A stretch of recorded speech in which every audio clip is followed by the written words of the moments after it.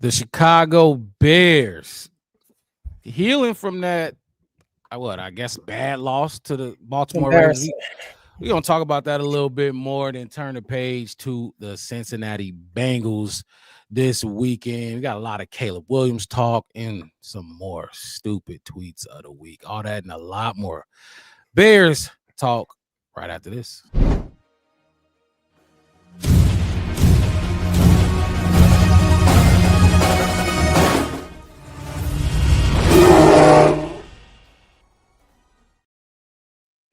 Yes, sir. We are back. The Chicago Bears. Look, you can't win them all. That's the thing. I think we was trying to talk about that, get that through Bears fans' heads last week. You can't win them all. Before I continue, hit that like button, subscribe to the channel, the Black Bear Podcast. One word, no spaces. We go live twice a week, Wednesday nights like tonight. And post-game shows after every single game. I'm your host, Mark Robb, with my co-host in the building, Chef Wes. I almost got ahead of myself. Wes, how you doing? Yeah, I saw you stumbling a little bit. Man, hey, that's what happened. I was finna jump right into the show, man. This Bears team. How you feeling? Man, like I told you, I'm a little better, but like I'll be honest, like I said before we got on a little bit, all the way up until today, man, I had this gnawing feeling of unexpected woe. You know, like I expected, like, you know, like you said, we didn't know how this offense would get it, when they would get it, if they, you know, it was a kind of like take it as it come week by week. But we knew this defense. Oh, this monster of the midway defense, you know, they gonna carry this team again. Oh, yeah. Only thing they carrying is each other and wheelchairs, crutches, and gurneys. It's just, you know, it's like I said, it's good when everybody healthy. Like this defense is top 5 when everybody healthy, and I'll argue that to anybody. I don't care how long you've been covering the NFL. You can't tell me that. Top 5. I'll give them top 5. I'll give them top 5, man. Because I think we never got to see them all together. You know, we didn't get to see the whole band. So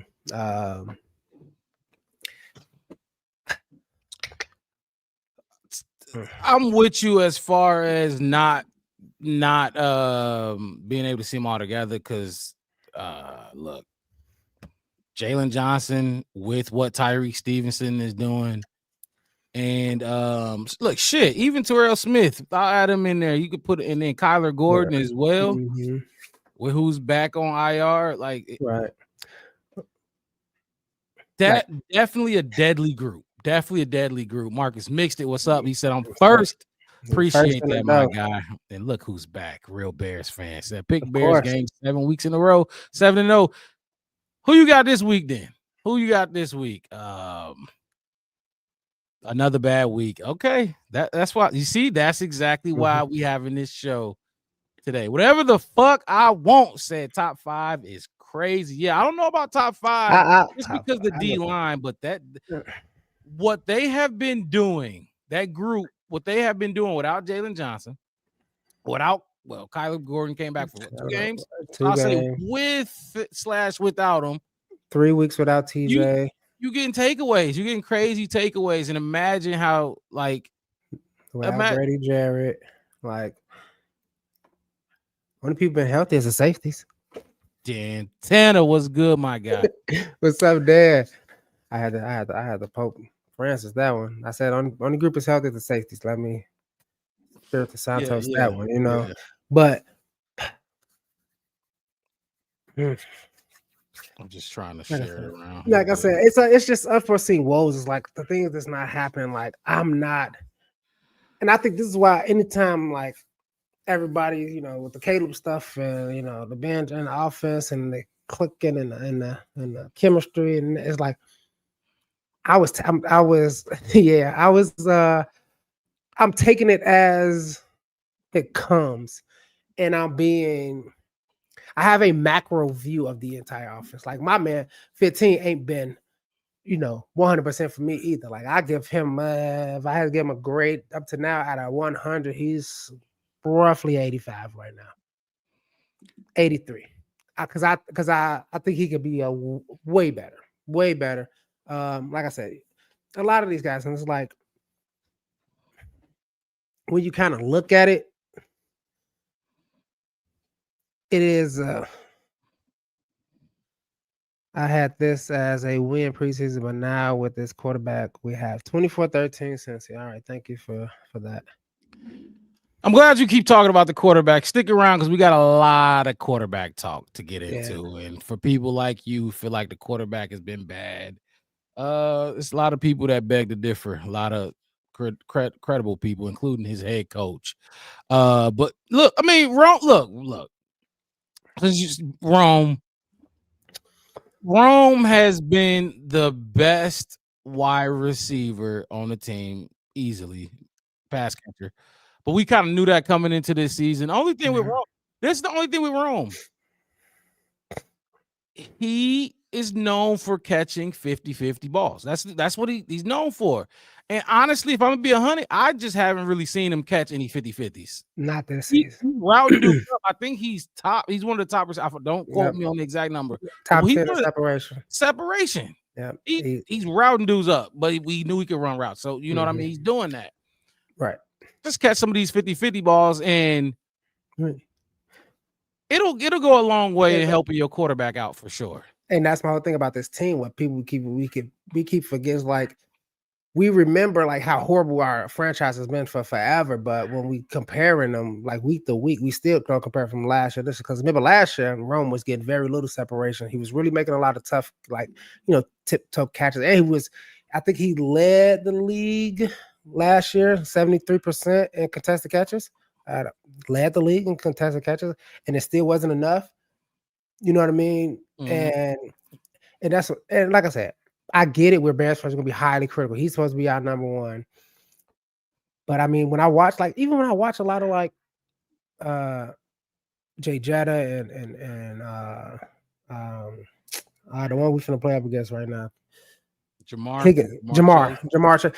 Like a lot of they big and best plays, they 4-5 yards away from anybody. And it's just like a drop in the basket and they get the 15 yards and they get the, make somebody miss. It's kind of how we see when DJ get the ball in the open field, kind of like that. I see. And like I'm saying, I'm not saying they don't catch 50-50 balls either. They're awesome wide receivers. Rome, I hope, which I do believe, will be up there with them soon enough. But I'm just watching the development. Now he's getting his separate. It's like just getting it all together, getting it all to just merge with these two guys, specifically Caleb and Rome. But like people call him, but like I mean, we can go and look across like drop passes across the league and see what people say. Let's see. Dan says that I got you. Why are you doing what you're doing? Dan says Caleb be forcing that B niche Rome's way. I've been hearing that too. I've been hearing a lot of he just be forcing it, but and Ben Johnson said this too, and it's obvious if you look at these numbers at the end of these games. Caleb is hitting 7-8 different targets every game, every single game. What's wrong with it? I don't understand. Like every quarterback had a favorite receiver. Everybody praised Joe Flacco when he stepped in for the Bengals and he gave that motherfucker Jamar Chase 23 times in a row, damn near against. I forgot who they was playing against that day. I don't know. Well, but it was second game with them. Yeah, with Justin Field, when we lit up the Commanders with Justin Field threw the ball to DJ 75 times, it felt like he just kept throwing the ball to DJ. He threw the ball to everybody else one time, and if they didn't catch it, he never went back to him. But my thing is, it's okay to have a favorite receiver. It's up to the other receivers to, get your 3 catches. You're gonna throw it to me 3 times, and I'm the 4th receiver. I'm gonna have grass all in my face mask. My jersey gonna be nasty. I might twist my ankle trying to go down to the ground. I'm gonna do my damnedest to catch that ball because I'm only gonna get 3 or 4. If I know I'm getting 10 targets a game, it's like I can jog on that one because that one wasn't too high. Because I feel like I gotta be ready for the next one. Like Steph Curry, if he missed 5 threes in a row, he ain't gonna be like, man, I'm gonna stop shooting threes. Let me do 2 dribble into the paint and do a jump shot. Not gonna happen. But And I'm just reading the Yes. comments. True Pilgrim was good. Appreciation jumping in Not here. true. Loveland got to get the ball more, but Loveland got to do some more work. He got to stop getting false starts too. Yeah. Like you want the ball, but you getting false starts. Like, come on now. Like this, y'all got to remember this ain't Madden. You can't just come out here. There's a process you got to go through when playing real life sports. Like you can't just start rewarding dudes for you know what I mean. For not doing nothing. And again, people disagree, but I firmly believe Caleb wants to feed his wide receivers first. I believe that, and I feel like he's always been that way, even in college. You just don't like looking at the tight ends, and some people disagree with me when I said that on Twitter, and that's fine. But they disagree with me a lot when I'm about. It's a very arguable thing, and it's a statistic thing. I mean, you can bring it up. Says 19 more targets is ridiculous, bro. I'm just saying that. Me.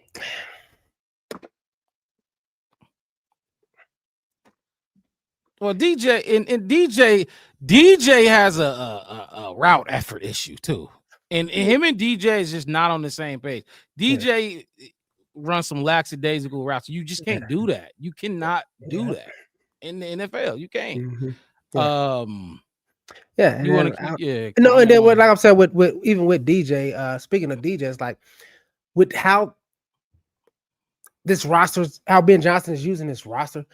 DJ is being used in a Swiss Army knife, what they call the type style, because of I guess lack of running. I tell you what, he need to stop running the ball. I don't need to see him as our running back. If you putting DJ back there, that means you didn't do your job in getting running backs. That could be. Now, if you put him back there and then you spread them out wide and give them some motion, gets the with the linebackers type, get them lined up with a line. But y'all running like for what? We got Swift and Manun guy for a reason. I haven't seen, and that's the thing is like a bunch of people put it in the comments. We almost halfway through the season, guys. Almost. Next week is halfway. It's 18 weeks. Next week will be 9. 18 divided by 9 is 2. 2 is half. Just help you out with some math. But no, I'm just playing. But so next week will be technically halfway through the season. Halfway, it's the halfway. I kind of want to actually do a halfway. This is halfway kind of thing. To keep it. Let's just keep it on both sides, right? We could do a first 9, back 9. Anybody play golf, right? So my whole thing is I haven't seen nothing that Kyle Managa has done that would make me think like he doesn't deserve more. Like I get week 1 and week 2 is like, hey, the veteran eats.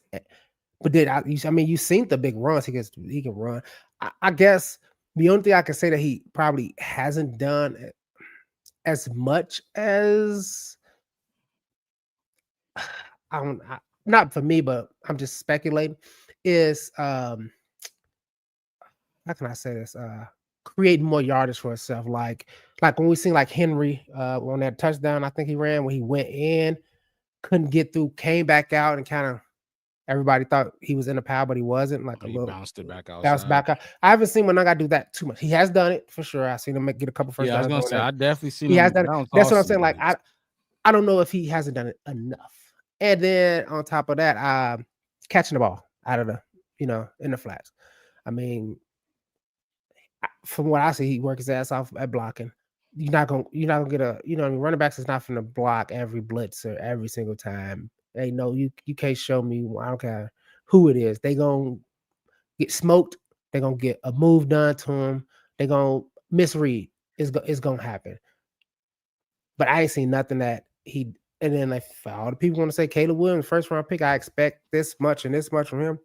I got a 7th-round pick, and we getting like 4th round easily, 3rd round kind of production, in my opinion, from as of right now, that I think he deserves more to continue going. Well, Manunga is the best. You're quote unquote best draft pick right now. You're not getting anything from anybody else besides Manunga. Literally, we just lost Shamar Turner to an ACL tear, but shocker. I mean, he's been hurt his whole career. Come on now. But all right, let's go back to Caleb then. Back to Caleb. After that game, because remember, it was quiet. It was quiet for a little bit. during that 4-game win streak. You had some people here and there poking their nose in and out. But I don't think I have after that loss, bad teams. They beat bad teams. That's beat what everybody bad said. teams. That was the excuse. But after that loss against the Ravens, it was back. I mean, Twitter was going crazy. People was in this chat going crazy. Bears local media was going crazy about Caleb, and everybody said he had a bad game. We came on this show, and I told everybody, I gave him a B grade, because that was one of his better games. I was shocked that everybody thought that he struggled that game, because that was one of his better games, in my opinion. And clearly Ben Johnson thought the same thing. Here's Ben Johnson on Monday, not game day. This is on Monday, talking about what he saw from Caleb Williams.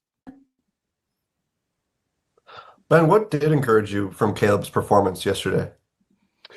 He was very efficient with the football there early in the game. I thought he had a number of throws that were on time. We hit a couple in breakers that was encouraging to see as well. We were explosive in the passing game. I want to say overall we had 11 explosives. 9 of those were in the passing game. So I thought he did a good job delivering that football. There's a couple that is, as we talked about, that need to be automatic here at this point, halfway through the season, that we missed on. And so we're going to keep on working through that process. And I think we're going to be in good shape. I did think he took a step forward here this week. I did think he took a step forward. Everybody in their fucking mama told us on Twitter in the chat that Caleb regressed bringing Bagent, bringing this and that and the third. And I swear to God, I was puzzled to the fact, but I know why. I know why that's the narrative. We lost the game that they felt like we should have won, which, look, it was a gift horse game, and I get that, but it was a lot going on in that game that, like, okay, we should have scored in the red zone. We sucked in the red zone. Absolutely. Was that all on Caleb? Absolutely not. Hell no. It was a lot of shit going on in the red zone. And Ben Johnson said it himself that he called some plays down there that he would have liked to have back. I could get that motherfucker back, right? Ben Johnson, again, at a different moment in time this week on Caleb Williams' performance against the Ravens. Thing is, you look at it in this particular game, and we didn't score the points. We didn't do enough to win. The stat line, no touchdowns, one interception. I got it. He played better this game than I think he had the previous two. When you look at it, all 60 minutes. And I'm not saying it's perfect, but I actually came away from watching the tape this morning encouraged that we took a step in the right direction here this week. And I know some people, it's hard to maybe rationalize that because the result wasn't there. But yet I saw tangible growth from him. He's working his ass off. I don't even know if I can say that, Jeff. I apologize. But he is. He is. Caleb Williams, I don't know why they didn't put us back to our normal. I don't know, because I wanted people to see this. I'll have that image so everybody can know. Oh, okay. Hold on. He didn't even finish. Okay. Go ahead. He's working his tail off, and so I think this thing's going to continue to slow down for him. I think in this game he did have a couple mistakes that we'll learn from. Couple mistakes, but no, I came away more encouraged watching the. Another moment after the game, head coach telling he said that game was better than his last 2 or 3 games during the win streak. You got people that cover this team that make a living covering this team, coming away from this game talking about you got to give Caleb at least to the end of this year, to start making a decision on whether Ben Johnson is gonna be tired. What the fuck? Are you fucking dumb? Dude, this is the dumbest shit I've ever heard. And actually, I heard this from Adam Johns. Mm-hmm. If you look, I'm telling you right now, Wes, if they get rid of this kid, and it's not gonna happen. It's not at least the end of this. He's gonna get all this season, all next year, and wherever the fuck he ain't going nowhere. I think he, at least his rookie contract. That's what I feel. I feel like and plus a year maybe, because the future. I mean, given what the Bears is probably going to be middle of the pack, right? Let's just say that, right? Middle of the pack. Unless we figure out a way to fleece somebody in a way, we're not getting we're not getting the equity in the draft that we just had over the last few years. It's not coming back. And you said run a cover for your quarterback and blah blah blah. But here you go, right here. But Wes, hold on. So you keep that up. But to this comment from Bears Game Podcast, and appreciate you jumping in the chat. Hit that like button, subscribe to the channel for us. But what did I just get done ranting about last week? Ben Johnson, tell that shit like it is. Everything, every negative question they ask him about Caleb, in negative light question, not like negative question, but talking about his shortcomings, he talks about, he answers it, and he gives it. He gives that answer. So why, when he finally gives some praise to his quarterback, why we don't believe that part? But when he started talking about, oh, Caleb is inaccurate here, because I was just pissed about it. I was just ranting about the shit. But he finally gives praise to his quarterback. Oh, he's just being polite. He putting lipstick on a pig. That's what he's doing. Oh, you sound like Rob Parker. I'm just saying, like, that's crazy. But this narrative, and look, if you don't like him, just say that. But stop acting like my man's is trash. And I got more for you. Bears Game Podcast. If you think Ben Johnson being polite, let's see what Kurt Warner got to say next. But go ahead. What you got? You took it down. Yeah, I had to go. That was wrong. That was Swift from the week before. Here we go, right here. These are the top pass throwers for week 8. Week 8. These are the top 5 passing yards in week 8 last week. He could have easily threw for 300 last week. Easily. There go Drake May. There go Caleb. Pat. CJ. Jordan.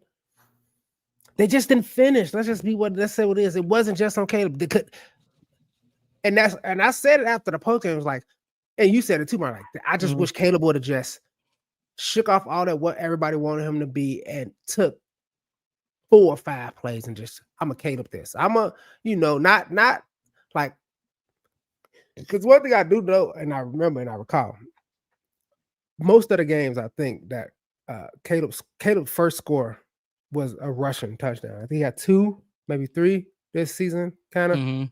So, like, he like, hey, look, I can't get that. Run it. And I think watching tape and film and being coaching out, hey, look, dude, we want to have you for week 17. If we get a wild card, if we push forward, we need you. We need you to guide the ship. You're you know what I'm saying? Right. You can't be doing all that kind of craziness. And it's like those things. It's like, I want to be coachable, so therefore, let me just see. Let me just try what you try. Like I've talked to people, and I'm like, okay, I'll do it your way, and I'll do it your way. Yeah. And if it works and it's better than what I was thinking of, then okay, cool. That's something that I've learned and I can use further in life at the end of the day. And I think that's something that, like you were saying, because when you was like, you got a unpopular opinion about how like Ben Johnson's kind of like kind of chaining Caleb a little bit. This whole pocket pressure, 70%. Yeah. It's just not him. It's gonna, they needed Superman. That's what they needed at least once or twice. Yep. At least once or twice. And he did 23-yard run. Like, I'm like, run, and he took off, and I'm like, God, dude, you know what I mean? Like, and the only thing is, DJ, which throw the DJ. You saw that one? That was crazy, right? Superman. They needed that more earlier in the game. But this is what people said. That one DJ was too late. It was at garbage time in the game. Was already losing. The game was already over. But the other one was when he did run. I think it was that 22-yard run.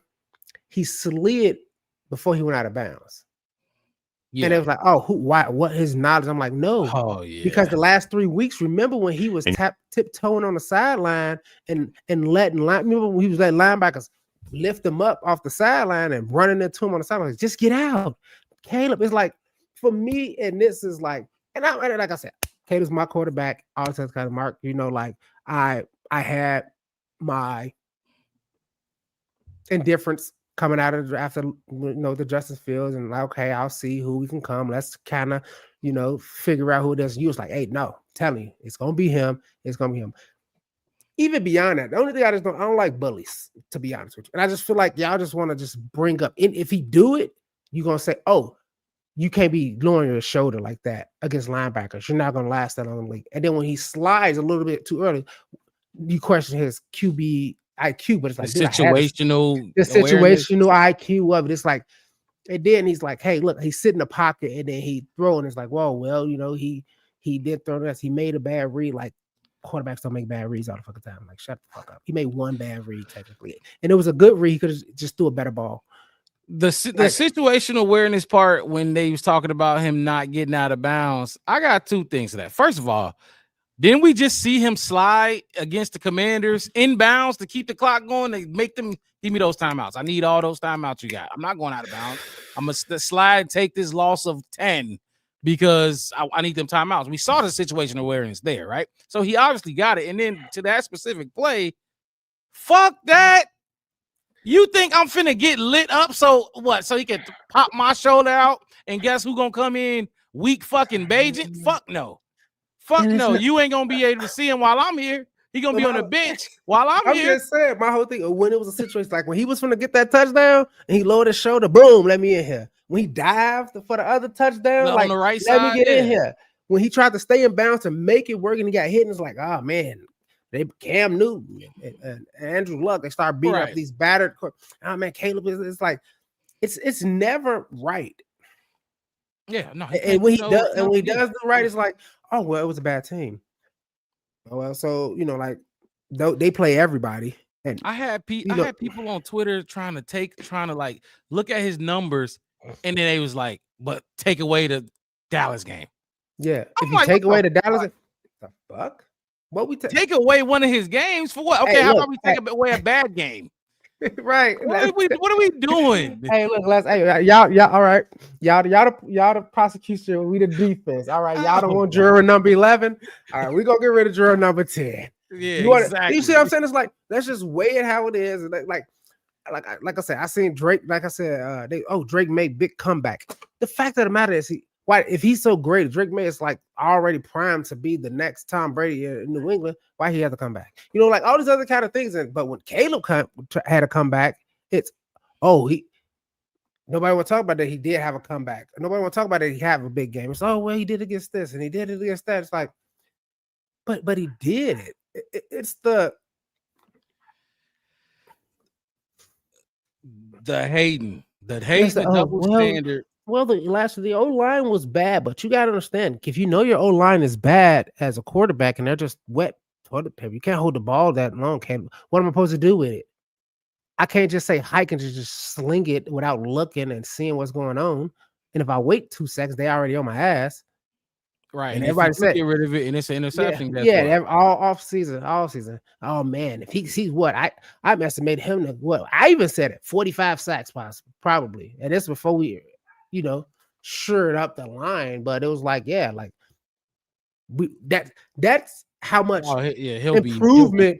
You know what I'm saying? People, I'm saying that's how much improvement people wanted him to do, to be like, okay, he's learning. 20 still the guy, you still want him to get sacked 40 times this season. But call it you see what I'm saying? But call it an improvement. If you can cut the sacks in half, that's 34 sacks. Which probably where he gonna be at around this year. Maybe even lower than that. You see what I'm saying? But it's like, you asked him to do that, he did. You asked him to stand in the pocket, he been standing in the pocket. He been on time. He been over. And, he has to be consistent. And I'm like, I'm watching some of these other quarterbacks, and I'm like, that's trash. That's trash. Then they say Jordan Love, he could be a gunslinger. He could be erratic. And then they're gonna talk about something. You know what I mean? It's like, but that's okay. You know what I mean? It's like, he gonna be Aaron Rodgers now. He the next coming. Next coming. Last year, I said, I don't know. We got Matt Waldman next, mm-hmm. and this is a good one. see it on CHGO. They was hating. I don't know if they when he finished talking, they rushed this man off they show so fucking quick because you know the narrative. He was going against everything that they was putting out there. Like Here's I Matt said, Waldman.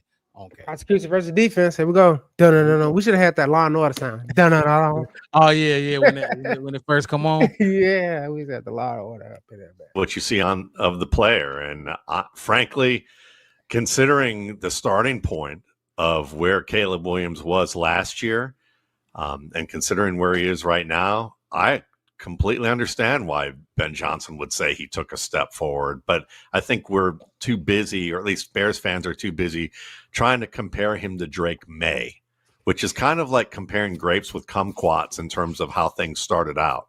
I mean, yeah, they had Alex Van Pelt, and now they've got Josh McDaniels back, but y'all had nothing.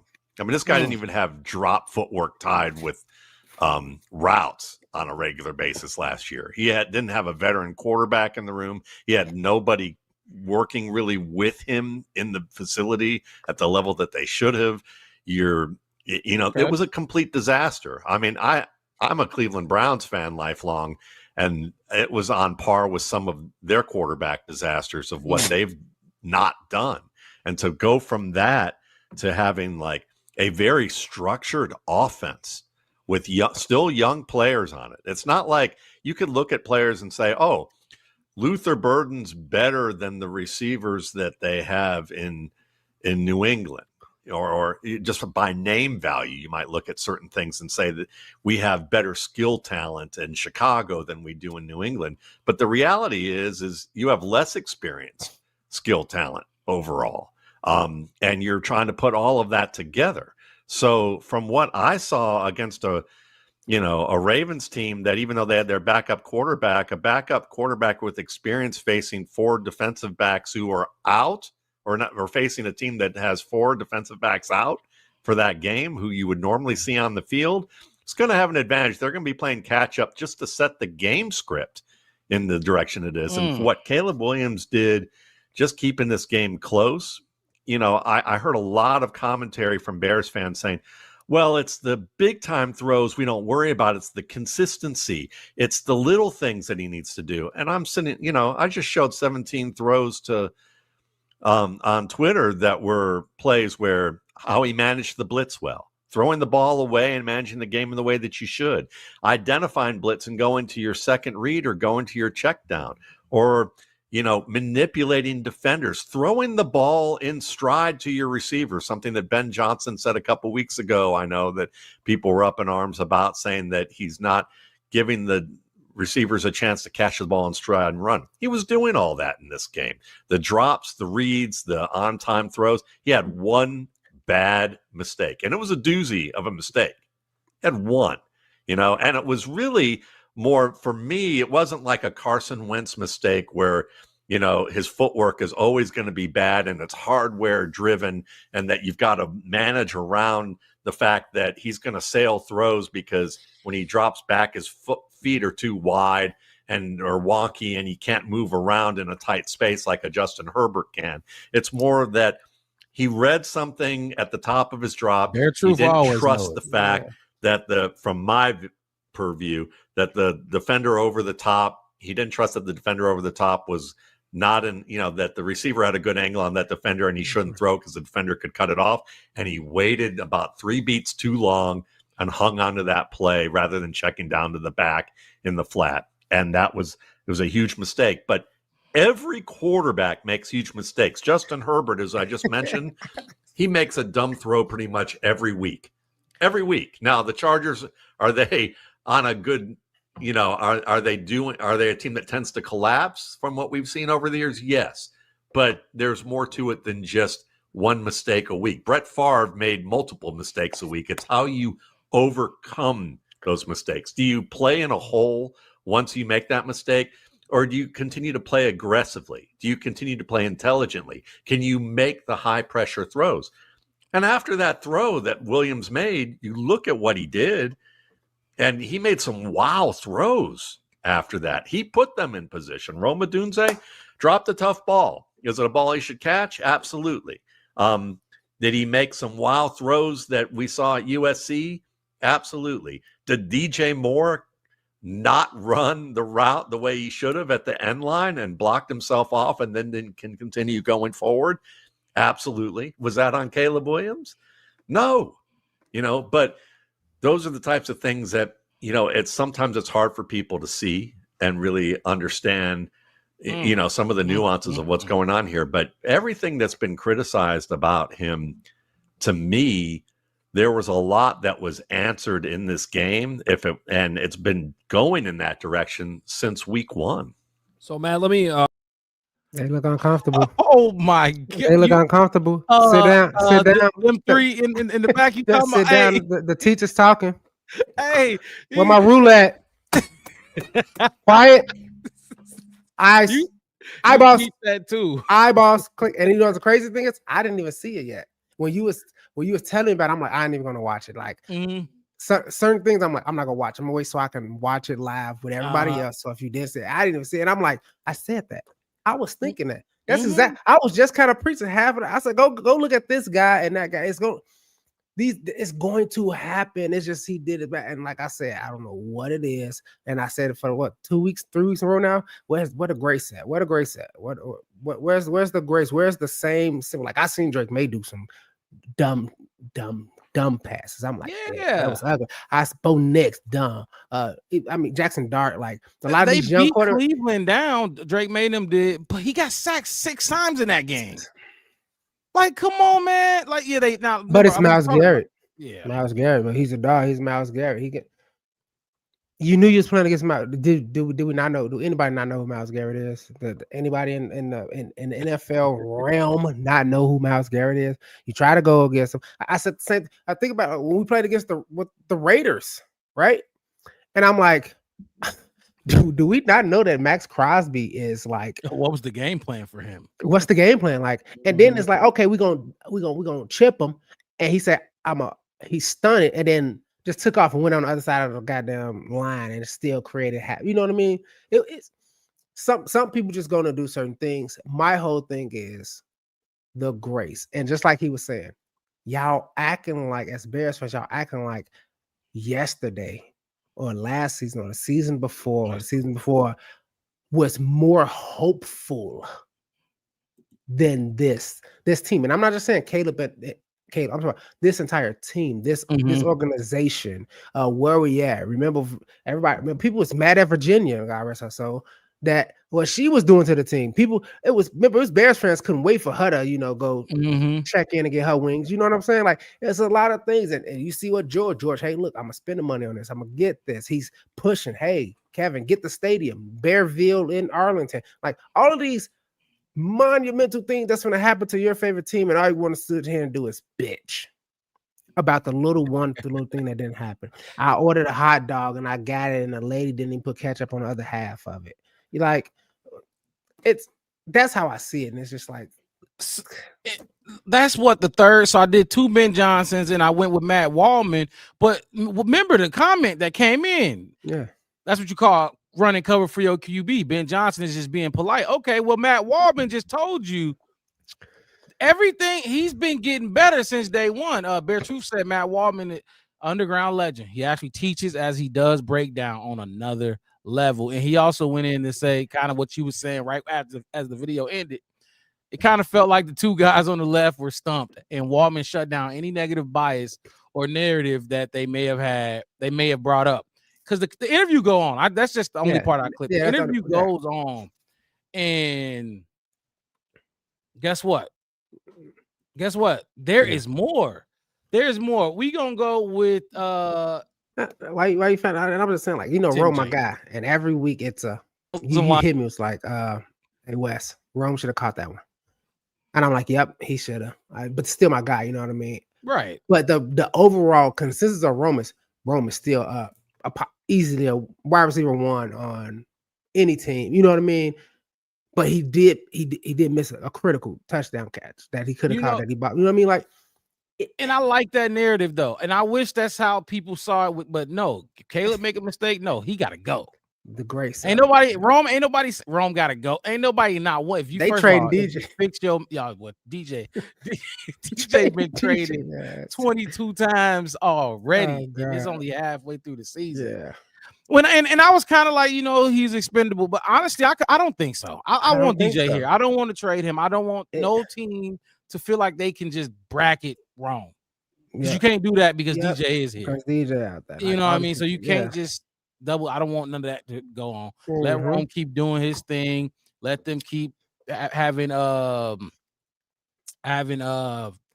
I guess trust in Trust DJ and DJ. Rome. That they should figure out. He got 110 million reasons to try to develop his chemistry with him. Let's just be honest. And like I said, and like what Matt just said, and like what we've been saying, like it's in its infancy. And the thing about it is, Mhm. I think most people would feel more satisfied if we was like 1-6 or something. You know what I mean? Like if we lost like 5 in a row and then we just won against the Ravens with a backup Huntley.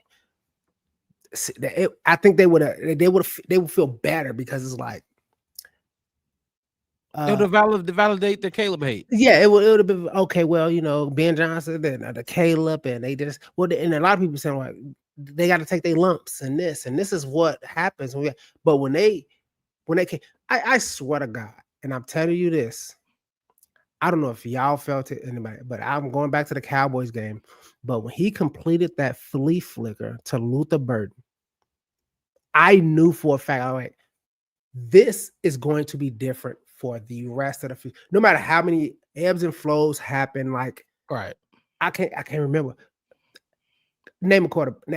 I cannot remember. I'm pretty sure it's a bunch of people who've been watching since the 80s who can find me a Bears quarterback, Kramer or Harbaugh or maybe Jay Cutler. I don't know. I can't remember. And I watched it. I can't remember a successful flea flicker for a touchdown by a Chicago Bears quarterback. But see, that point right there is why, like, I don't get the so much of the negative energy surrounding this quarterback. Dude, there's two things we're doing, and this should give Bears fans hope. Two things we're doing that we don't ever do. First of all, we don't win close games. So I say 3. We don't win close games. We won 2, 3 of them. How many? Yep. We don't get big plays. We lead the league in big fucking explosive plays. For those who don't, explosive runs is 10 yards or more. Explosive passes, which Ben Johnson just 20. said, we had 9, 20 or more. We don't get that. And another,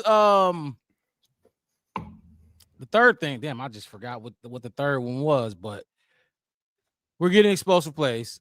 Oh, and we're scoring on the first fucking drive.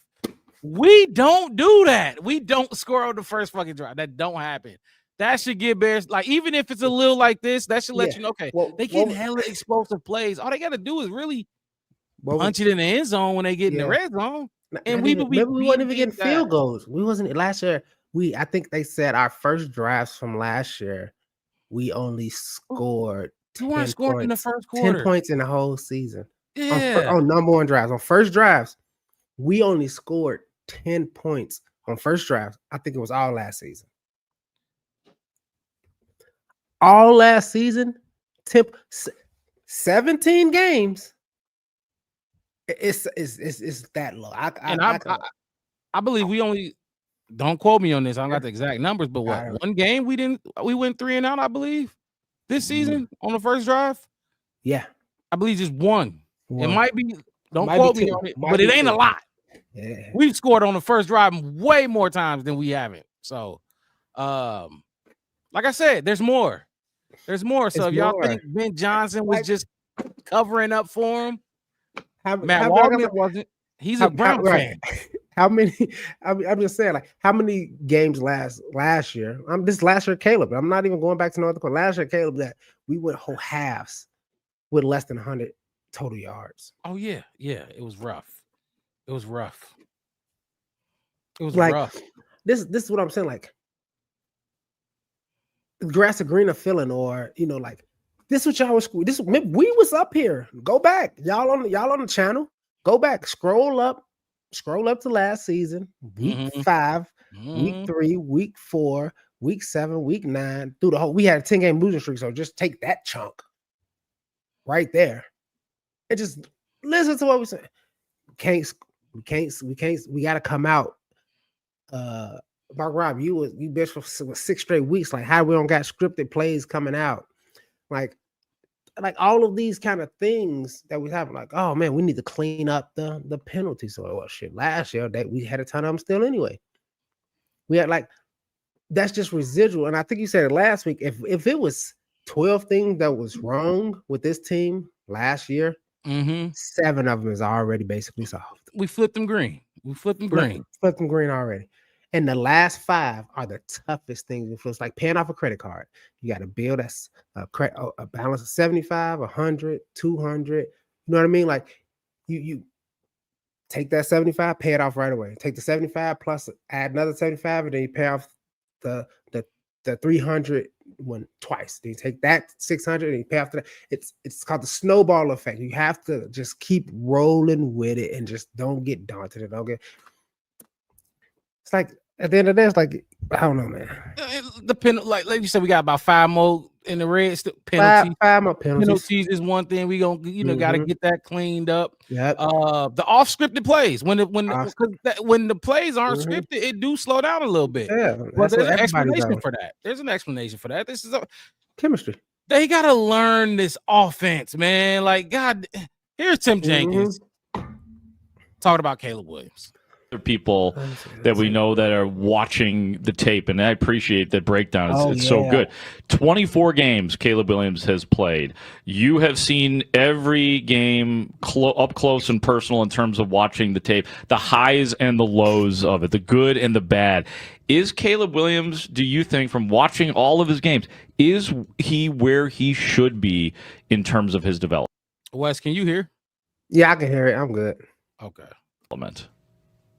Such a great question. And I think, so if we're going to be honest and we're going to say, hey, 24 games in, the answer is no. Okay. What I would tell you, though, is if you were to tell me he's, 8 games in, 7, whatever it is, I think 8 with the bye or no bye. But you got 8 with Ben Johnson, I say yes, right? That's the thing that's really hard about this is we wasted his, and I hate saying it like this, but we wasted his rookie year, right? You had him basically with an offensive coordinator who doesn't script. 100. I don't know if you guys have heard, but I'm pretty fired up over here. Our 3rd grade team, Mac Jenkins, made the Super Bowl. Listen, we script at the 3rd grade level. So if he's not getting script in the NFL, that's terrible. So it's like, no, if you were to say, hey, I got a quarterback 24 games in, should he keep making some of these mistakes he's making? I'd tell you absolutely not. Okay. Simultaneously, if you were to say, hey, we're 8 games in with Ben Johnson, I think we're maybe ahead of where Ben even thought we would be. Wow. And that's where it's kind of a nuanced answer. I hate saying that to you because it's not really a great definitive yes or no. It's a hard question. I'm excited at where I see him in this offense. However, I'm not thrilled that we're 24 games in and still having some of these errors. And I think a lot of that just has to do with it more or less felt like we saw, oh, wow, Caleb Williams is talented. And that's like really all we could say about his rookie year. There was nothing else that we really could definitively say because they weren't asking him to do anything that's required to be a championship quarterback. Oh, my God. Like, look, I'm bringing fucking heat. But people going to listen to all of these people and still say Caleb is trash and he's regressing. They still going to say that. So, look, that's the thing. And because he said they basically wasted his rookie season. So, I look at it like this, Wes. Follow me. All right. You in school, high school, right? You got a teacher. You taking Spanish as a freshman. You taking Spanish. My dad's a teacher. I'm with you. Okay. And Drake May is taking Spanish. Y'all both taking Spanish. Yeah. Caleb's Spanish teacher gets fired midway, and they replace him with a gym teacher. That's what happened with Caleb. Now, Drake May's taking Spanish. His teacher doesn't. He gets fired, but not until the end of the year. So he still gets that full year Spanish with the teacher and fire him at the end of the year. Okay, hold on. Okay, go. I'm gonna piggyback. Let me write a note. Go ahead. Keep going. Sophomore year comes. Okay. Drake May, you're taking Spanish still. You know what I mean? You taking Spanish. Mhm. Caleb, okay, well, when you took Spanish freshman year, halfway through the year, your teacher got fired. Gym teacher replaces him. Sophomore season, you ain't even taking Spanish no more. You taking French now. So your sophomore season, you start all the way from the beginning. That freshman season of Spanish meant nothing. That shit means, because guess what? Now you're taking French with Ben Johnson, and he's teaching you French now. So, yes, it's going to take time. I don't care what nobody's look. The first 15, the scripted plays that we keep talking about, they look amazing. And guess what? When those scripted plays run out, guess what? The simple lines when you ask to go to the bathroom in French, now you are in France now. When the scripted plays run out, and now you're talking to somebody who know French. So you ask them how to go to the bathroom, and now they finna respond to you in French. But they finna give you a whole paragraph in French, which all slang. You know, they finna give you slang, not proper slang. And all you know is can I go to the bathroom? Can I get some water? That's all you know. I got you, but I'm gonna use your analogy real quick. All right, so like you said, Drake May, they both take Spanish.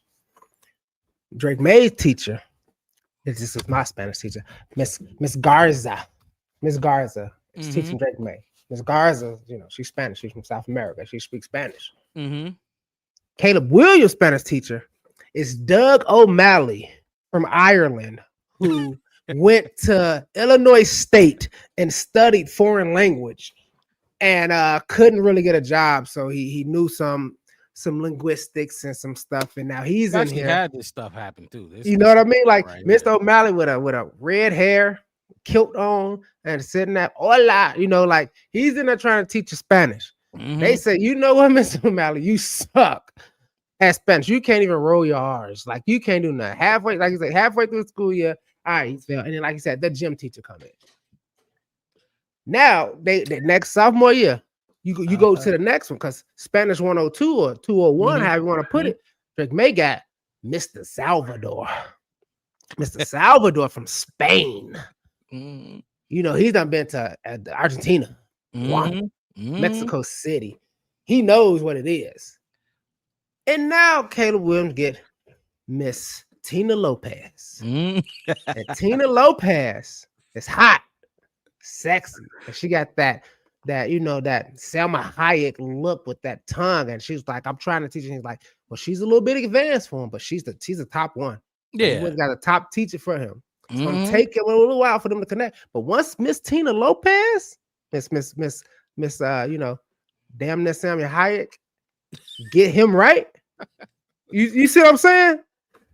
That's how I see it. It's like he got the tougher, more attractive teacher. But if this does stick,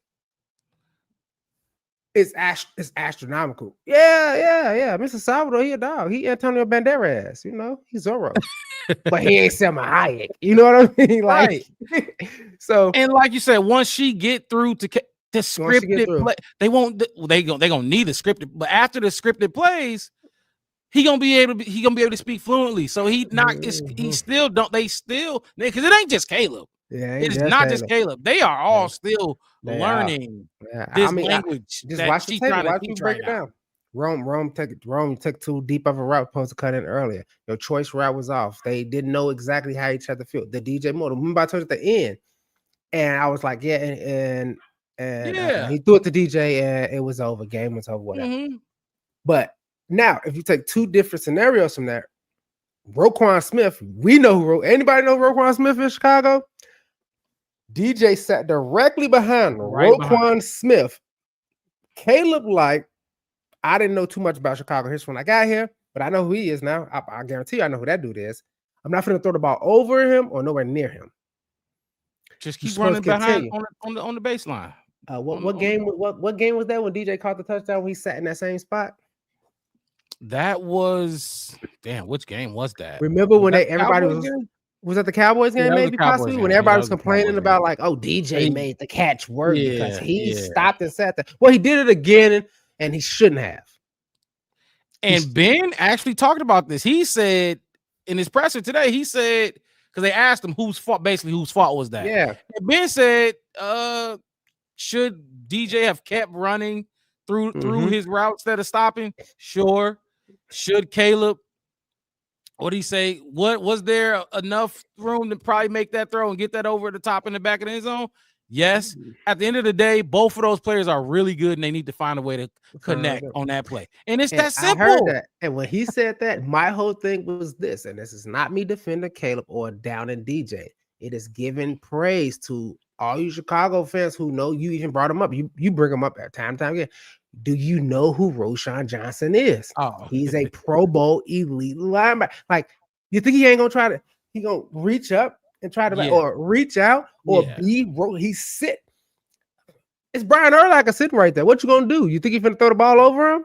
You think he ain't gonna try to make a play on the ball? You think he's not paying attention to what's going on? And Roquan had a hell of a game too. And he had a hell of a fucking game already. He just came back. He trying to have a day against the team that let him walk for a couple dollars. Mm-hmm. So it's that chemistry shit. You know what I mean? Like that not being on the same page, just not knowing. You got to see the game through the quarterback eyes, and the quarterback got to see the game through Ben Johnson's eyes. And another moment about chemistry, the intentional grounding. That honestly, I talked about this, Wes. That shouldn't have been. Rome was over there. I'm telling you, he ran a corner route over there. But they weren't that shouldn't have been the intentional grounding. They wouldn't call it on nobody else, but they're gonna call it on the Bears. But actually, Colston Loveland was supposed to be there where he did throw the ball. Colston Loveland had a choice route where he can go in or out. Yeah. He's a rookie. He's young. Matt Waldman was just talking about it. Yeah. Colston might be better than Hunter Henry, but he's young and inexperienced. Exactly. He had the false starts. Exactly. So another moment where the chemistry was off. It just the chemistry off. It's fine. They're a young team and they fine. We like I said, this team we got, bro, is we just in the beginning of it. And I promise you, soon enough, God willing, soon enough, I feel more on the side of what I'm gonna say than not. There's gonna be a lot of people in here. You know what I'm saying? How you say, Mark, spending all their money.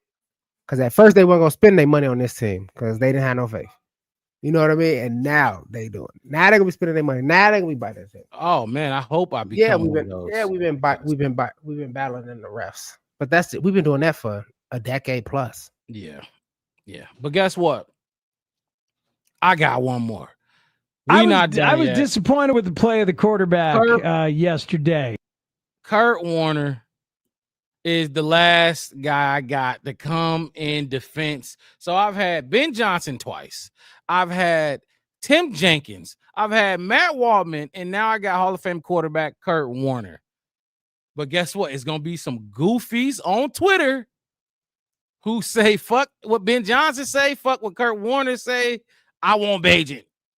Caleb stinks. Here's Kurt Warner on Caleb Williams' performance. I was disappointed with the play of the quarterback yesterday. But what did you see? And I don't know if you've had a chance to see the tape after just the game itself on TV. Yes, sir. I watched the tape. Yeah, I mean, I'm not going to say that I was necessarily disappointed in, Caleb's play. I thought they moved the ball, especially early, and then they kind of stalled in the red zone and, not a lot of stuff going in the red zone. Again, I just think it was kind of a lackluster performance across the board. I don't, I didn't look at the game and go, oh my gosh, this was a setback for Caleb, or he didn't, that he didn't play, well at all. I didn't take that from the game. I don't think they played well as a team. I don't think there was a lot of great things going on, like we had seen the last few weeks, like everything that Ben was dialing up was successful and guys were open and all of this stuff. I just felt like it was tougher. It was tougher for them yesterday, and it wasn't smooth and it wasn't easy, especially after, again, those first couple drives. I thought they moved the ball really well and got in position. They just couldn't finish. And that was kind of a thing, most of the day for them. But yeah, I mean, overall, I just thought it was, just not anywhere close to how they had been performing the last couple weeks. What's key to another one? That's the last one I got. But that is a bunch of people. Now, if you want to say Ben Johnson was covering for his quarterback, I got 3 other guys that came in. They got no skin in the game. They're not even Bears fans. And they told y'all Caleb is fine. He's actually since week 1 been playing better, but y'all been killing him since week 1. Yeah, He been getting dogged all season, but you got experts, former quarterbacks who done this at a high level. And if you listen to Kurt Warner, the whole thing, he did not start off being really nice to Caleb. He questioned a lot of things. He said a lot of things, but his final decision, he was like, yeah, that was. Do I wish he was a step or two ahead right now? Yeah, I want, like, in these quarters, I want him to be like 1 or 2 steps ahead of where he kind of is. But if you go back and see what he went through, and all this kind of stuff, if I could so many people say, if I could get rid of the first 17 games and just grade him on this with Ben Johnson, okay, we you know what I'm saying, we in there. You know what I mean? Like I could criticize, I can criticize, I can critique this. This is the to work with, but and I just keep bringing up all the other people. Like we talked before we got on the show about like the Daniel Joneses, the Baker Mayfields, the Sam Darnolds, those guys, got passed around because knee-jerk decisions. Like, Daniel Jones came out hot. Oh man, let's give him a lot of money. Hit his low, can't take it enough. Boom, gone. You ask which I was talking to TP about this. Like, y'all didn't have shit in New York for him to work with besides Barkley, and then y'all let him get out of the building. Like, y'all expected way too much out of him. Yes. And then Baker. I bet Cleveland wish they had Baker right now. The Panthers, they would have held on to him and took that number 1 overall pick. The Panthers, and when they got like what's the Hall, because they got the Hall. Look, you got people talking about how long is Caleb's leash, and who said he on the leash? Come on, I'm calling Peter. This free range over here. Quite frankly, Wes, like I get it. He make $13 million a year. I doubt Ryan Poles is gonna let that happen. He's not gonna let that happen. This was Ryan Poles' quarterback. This was his quarterback. It was his baby. He didn't listen to nobody. He didn't interview nobody else. He ain't gonna let that happen regardless. Given like I said, just given to Ben Johnson, even if Bajan come in and he, the next 2 seasons, 8 and 10, we 12th pick, maybe 17th pick, something like that. Maybe in that blue chip, what we talk about, 11, 12, that around that time, we getting like the next year and the next year versions of who you replacing Caleb with. That's my whole end of game is like over the next 5 years, who is that 4th best quarterback? If it's not, you know what I mean? Like, because if you really desperately need a quarterback, like the draft that Caleb was in, they was all gone by 15, 12, 11. You had Denver take. Where did Knicks go? Knicks was the last one out of those guys. Knicks went like 17 or something. Was he 17th? Or was he second round? I don't know. No, he was first round. He was first round. All of them was first round. Denver had a later pick than them, but I don't know. So like, let's say top 15. Top 15. We might, and if I say, oh man, we end up with like if that same draft came up, we'll get a Bo Nix. Yeah, I was about to say everybody get hard, nipples hard, just excited. I don't know if another draft. I don't know if that many quarterbacks going like that. You ain't go. I ain't never seen 6 quarterbacks in the first 15, 16, 17. With what they is pretty decent, and they all pretty damn good. So that's all I'm saying to the Bears fans. At the end of the day, Caleb Williams is pretty damn good. That's what I said at the beginning of the season. We know he's good. What Tim Jenkins said. All we got from his rookie season was okay. He's talented. He's really talented. We know he's good. It's how good can he be? How good can he be? And if y'all want to run him out of town, boy. And it's crazy. He might not want to resign in this motherfucker the way y'all been acting towards him. No, I think he is. Let I him think slide. he will. No, he will. Caleb is going to set the record. He's gonna set the record. They're gonna throw every goddamn dollar because they have to. They ain't got no other choice. But you don't want because JJ McCarthy ain't it. Yeah. And you know what they were saying about KOC and Caleb. You don't want that to happen. You damn sure don't want. Boy, that'll be okay. Okay, Bears fans, y'all keep talking that shit. Hey, you shut the fuck up. Look, I'm sorry. Being I don't think I ever said that to you before, man. But you shut the fuck up. That motherfucker. I would put you would easily move Minnesota Vikings into my pit. The only person in that pit is Green Bay Packers. If Caleb Williams ended up on the Vikings, dude, I swear to God, they going straight into my fucking pit. A burn. I got plenty of family in Minnesota that I will disown quickly. They will be right there with, like you said, right there with Green Bay, right there at the bottom in that pit. Because we don't hate the Vikings like that. We don't like them, but Green Bay is a different hate for Green Bay. If that would happen, absolutely, I'm right there with you. Here go. Damn, I clicked it. I saw it. I read it, and then I put it back up. I put it back up already. But go ahead, Marcus mixed it. Marcus, stop mixing it. Marcus straight no chaser. That's what we finna call you. Marcus with it straight no fucking tracer. He said, not sure why this is a real conversation in Chicago, to be honest. Who have we had that could throw 3,500 yards and get sacked 68 times behind Flus and Walter? And that's all I've been saying. For everybody to say he don't study, he's not smart, and this and that and the third, he did all that while getting his ass whooped. And not to mention, and we about to talk about that next because that was he played every game. Look at that goddamn injury report that came out today. We'll get that. Nah, man, fuck it. He played every fucking game, and they wanted him to get smacked because when he's talking about the situation. I think. The situational issue. Yeah, is it just him and Drake May that played every game since they've been drafted, or him and Bo Nix? Because I think it's only two of them. I think it's him and Drake May that only played every single game. Because I know Bo Nix was out. I think Bo Nix was out a game or two, maybe last season, like concussion protocol or something. Like I said, now it is what it is, right? You miss a game, it goes against. You know what I'm saying? Yeah. But how does that smoked? Throwing that ball to DJ. Plenty of time.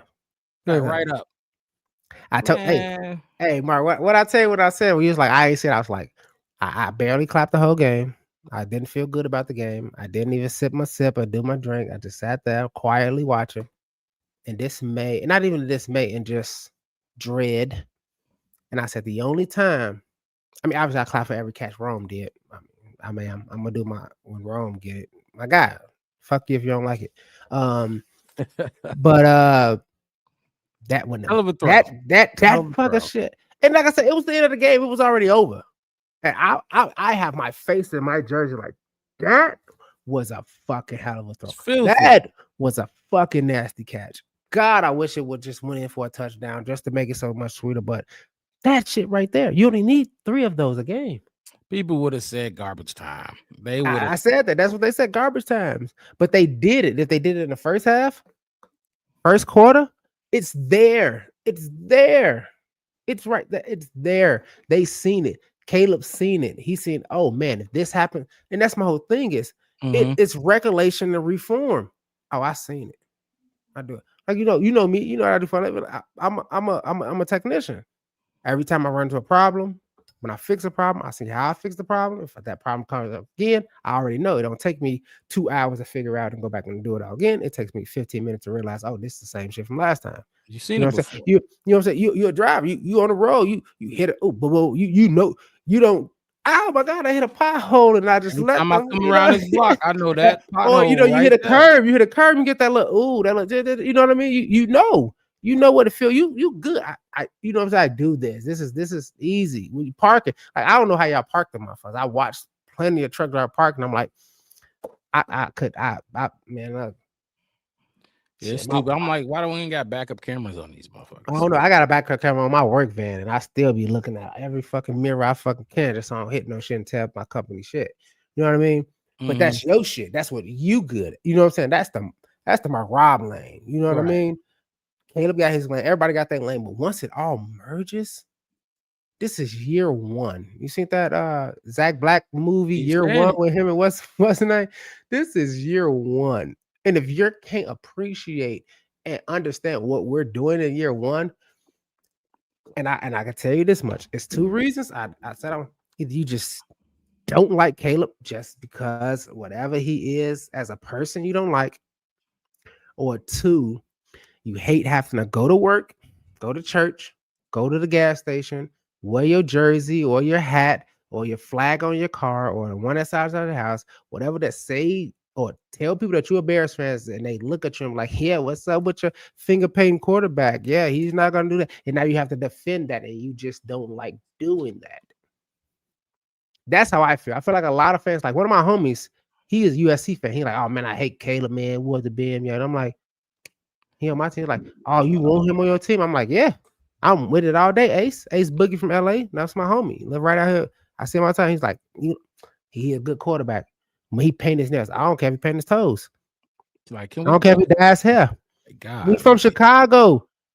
Be playing football, man. My whole thing is Dennis Rodman came to town and wore dresses and painted his nails and pierced every part of his body he could. He never showed up for practice. He went to Vegas. He married Carmen Electra, but he got 29 rebounds a game. And he played great defense against, he bodied Shaq. And he got a pass. True Pilgrim, can you please like explain to me why you feel he's holding on to the ball? Now, if your response is the clock that every quarterback has or whatever, I have a response to that. So we'll see what you come up with if you do come up with something. I mean, okay. I want to know, because I keep hearing he's holding the ball, but it's like, okay, but Caleb extends plays. Right. That's my whole point. And then when he throw that crazy pass to Caleb, not to Caleb, sorry, to Rome, it's like, Caleb, man, that was an awesome play. It was 5 seconds later from the snap. And Rome was a forearm too high, you know what I mean, to catch it. If they would have completed that, y'all wouldn't be saying shit. You know what I mean? Like, because they did it last season. They did it last season. It's there. It's there. They kids. That this could be 8-9 years of this right here. And it's gonna get better and better and better. Just imagine in the same system, when you know this system like the back of your hand. You talking like Larry Fitzgerald type wide receiver out there. True Pilgrim, you got a point. This is good point. It was a late throw, and when you throw it late like that, this is the only time. You cannot tell me another time he's thrown an interception like that. You're not gonna be able to tell me. Especially backed up into his end zone. That's the first one. Yeah. That's the first time Caleb has put us in that situation. Good job. You went and found the play that happened. The only time it happened, which happened last week. Good job. That's great.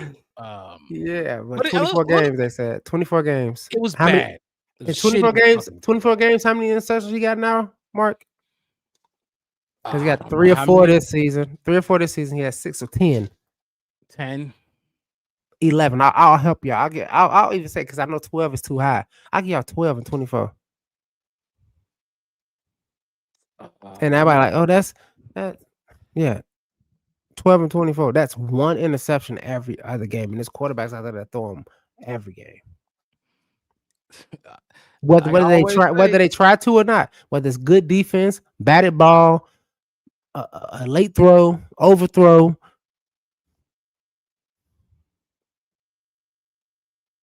There are other plays where guys are open and he's hesitating. Okay. Well, like I said, I just played Kurt Warner, Ben Johnson, Tim Jenkins, Matt Waldman, and like, okay. But but to your point, there are other plays where guys are open and he's hesitating. I can find other plays on every quarterback not throwing on a certain play, not throwing the ball on time or not getting the ball out at all, or taking a sack. Drake may got sacked 6 times. You mean to tell me on all 6 sacks, notody was open?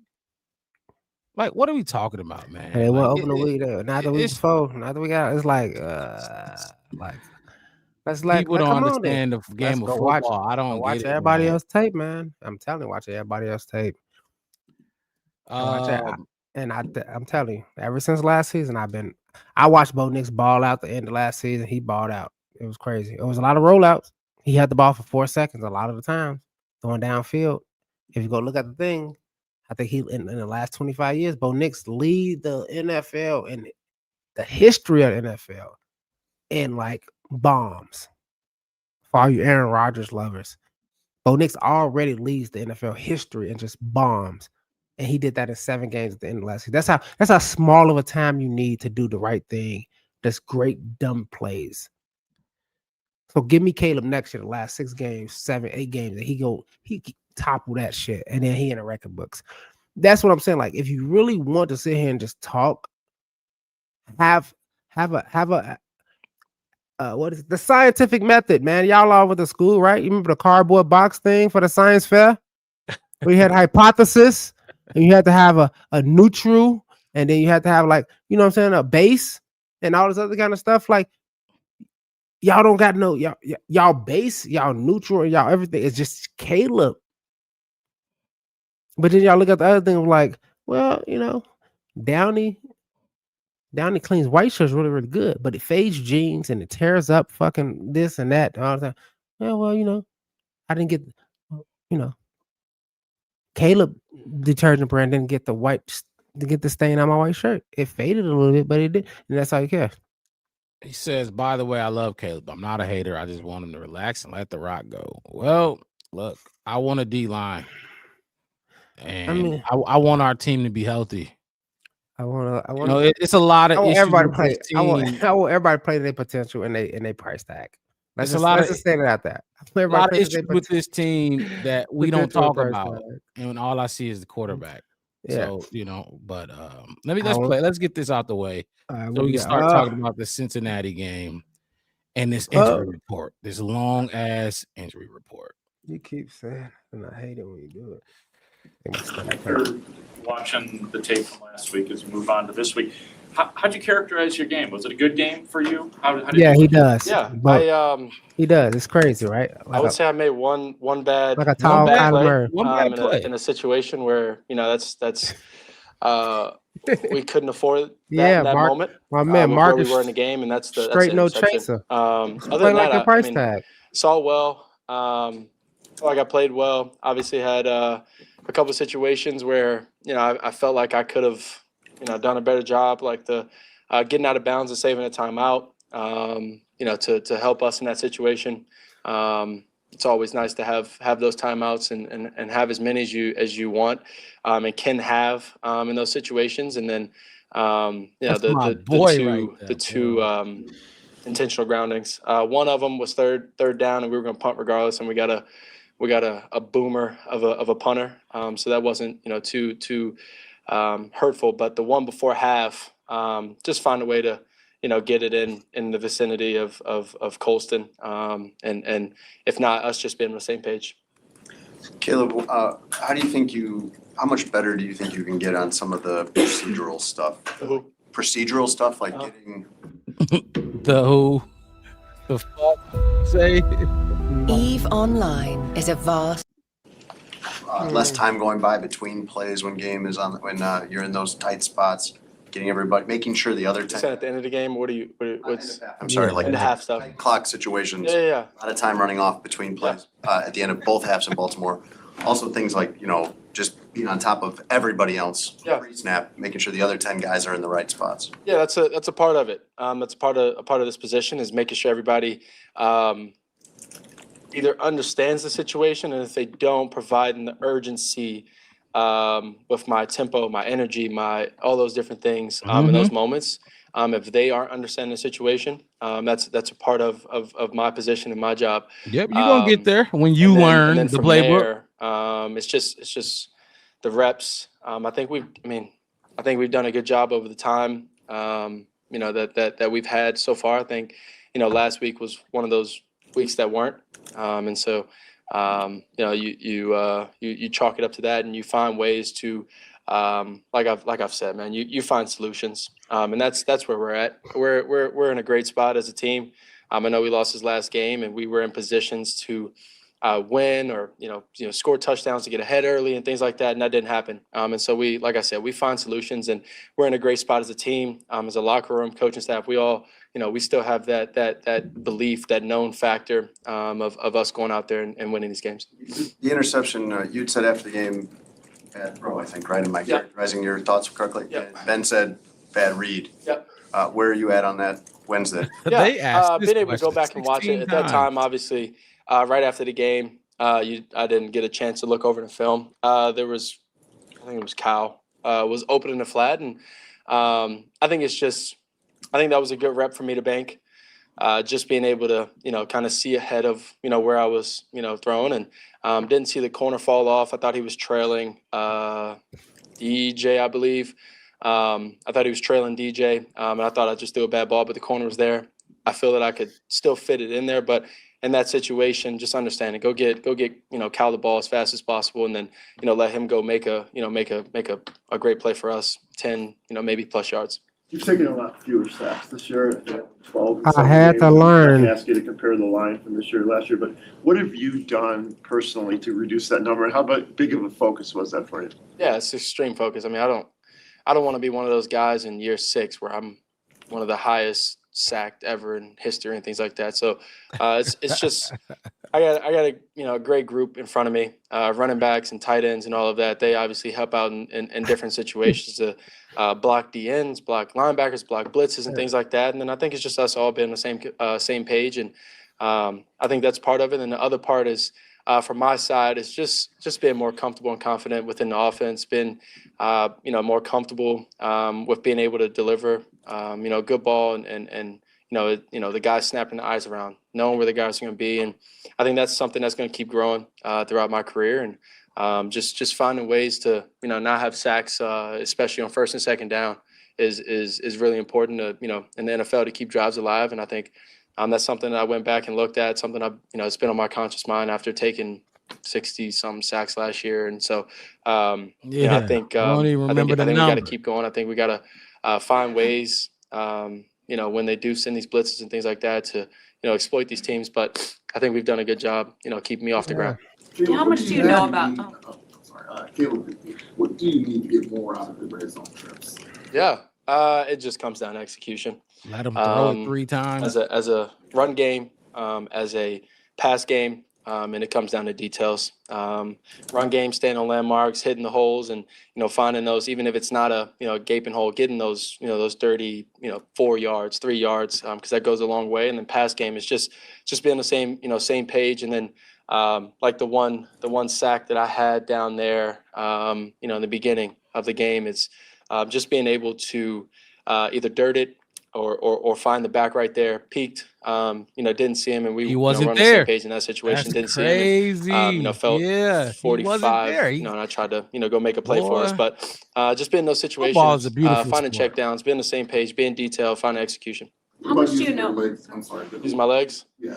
Yeah, that's a conscious thing that I have to, keep harping on for myself is, using my legs. Obviously had that big run, before half. And so just knowing how effective, using my legs is, and I want to being able do to it. run and hurt a defense I want to is do it something so that I'm bad. more conscious of, and trying to be more conscious of to be able to help this team. You mentioned the locker room's in a good place. How much do you know about CJ as here, and how you think he might fit in with the group you have?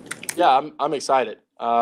Just the energy, that I've seen from him. Obviously, over time of him being in the league, I think he has a lot of great ball when he's on the field. Yes, sir. I think just being around him today, the energy, the effort that I saw when he was out there, he made a good play out there today, and just being able to be around him, being able to have everybody put open arms and things like that, and we figure out who he is and where he should be and how he fits into us, and I think that's where we're going to be at, and I'm excited to have him. Ben said he didn't like the call on the quarterback sneak at the end of the game. And I know there was the Detroit game earlier in the year, those back-to-back ones you guys didn't convert on. How is that being emphasized to be able to convert on those going forward?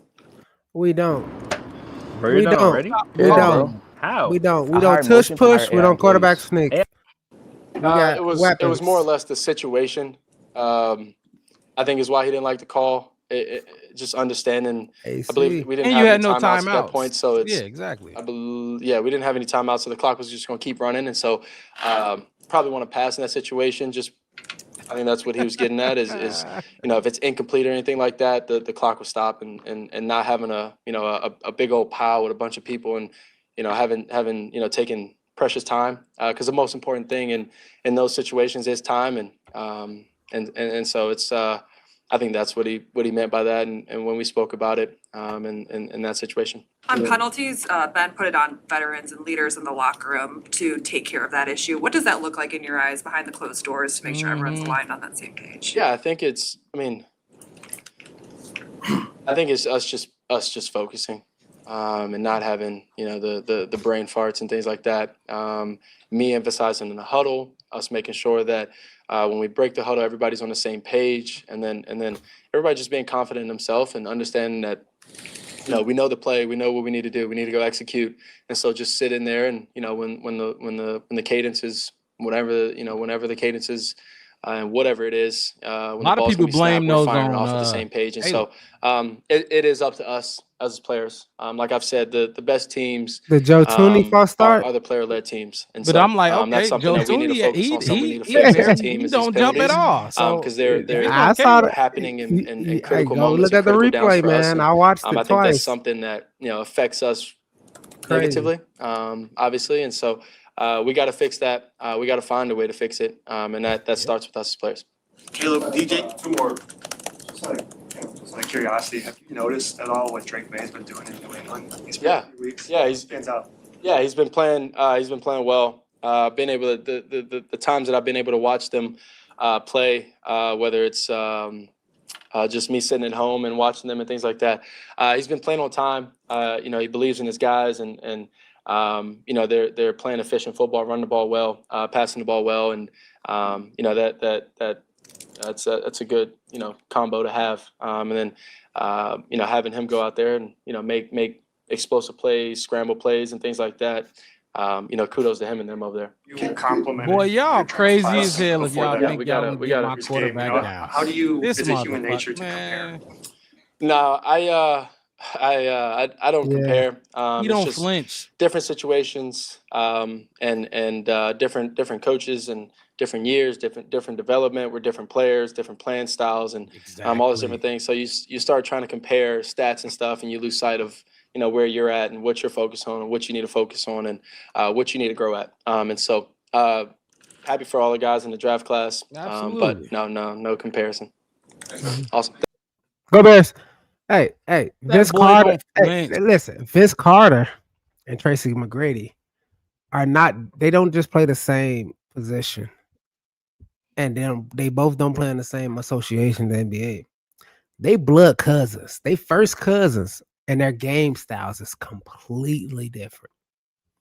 So when people talk about comparing people, like how you gonna compare people who ain't you know what I mean? Ain't the same, ain't grew up the same. That's for me. If you want to sit up here and really talk sports, now if you just want to be a fan, a fanatic, fine. Buy your gear. Praise when we win, cry when we lose, blame whoever the fuck you want to play. Blame. But don't come in here and say, well, this needs to happen, and that needs to happen, and this needs to happen, and that needs to happen. You could say, because I see a bunch of people like, I'm on Twitter, like, and I see plenty of Bears fans who's like, after last week's game, what should we do? Or even after wins, like, what we should have won by like 2 more touchdowns, right? Or why didn't we score there? Or what was that kind of call? Like, of all ages, races, different sexes, they just ask questions because they like, hey, look, I'm a fan. I kind of know some football. But is there anybody out there that can give me more insight? You know what I mean? I see some people talking like that with Kurt Warner, asking him Yeah, questions. asking them questions. Like, what you mean? Like the plus and minus system, like this, that, and the third. Like because they're like, all right, cool.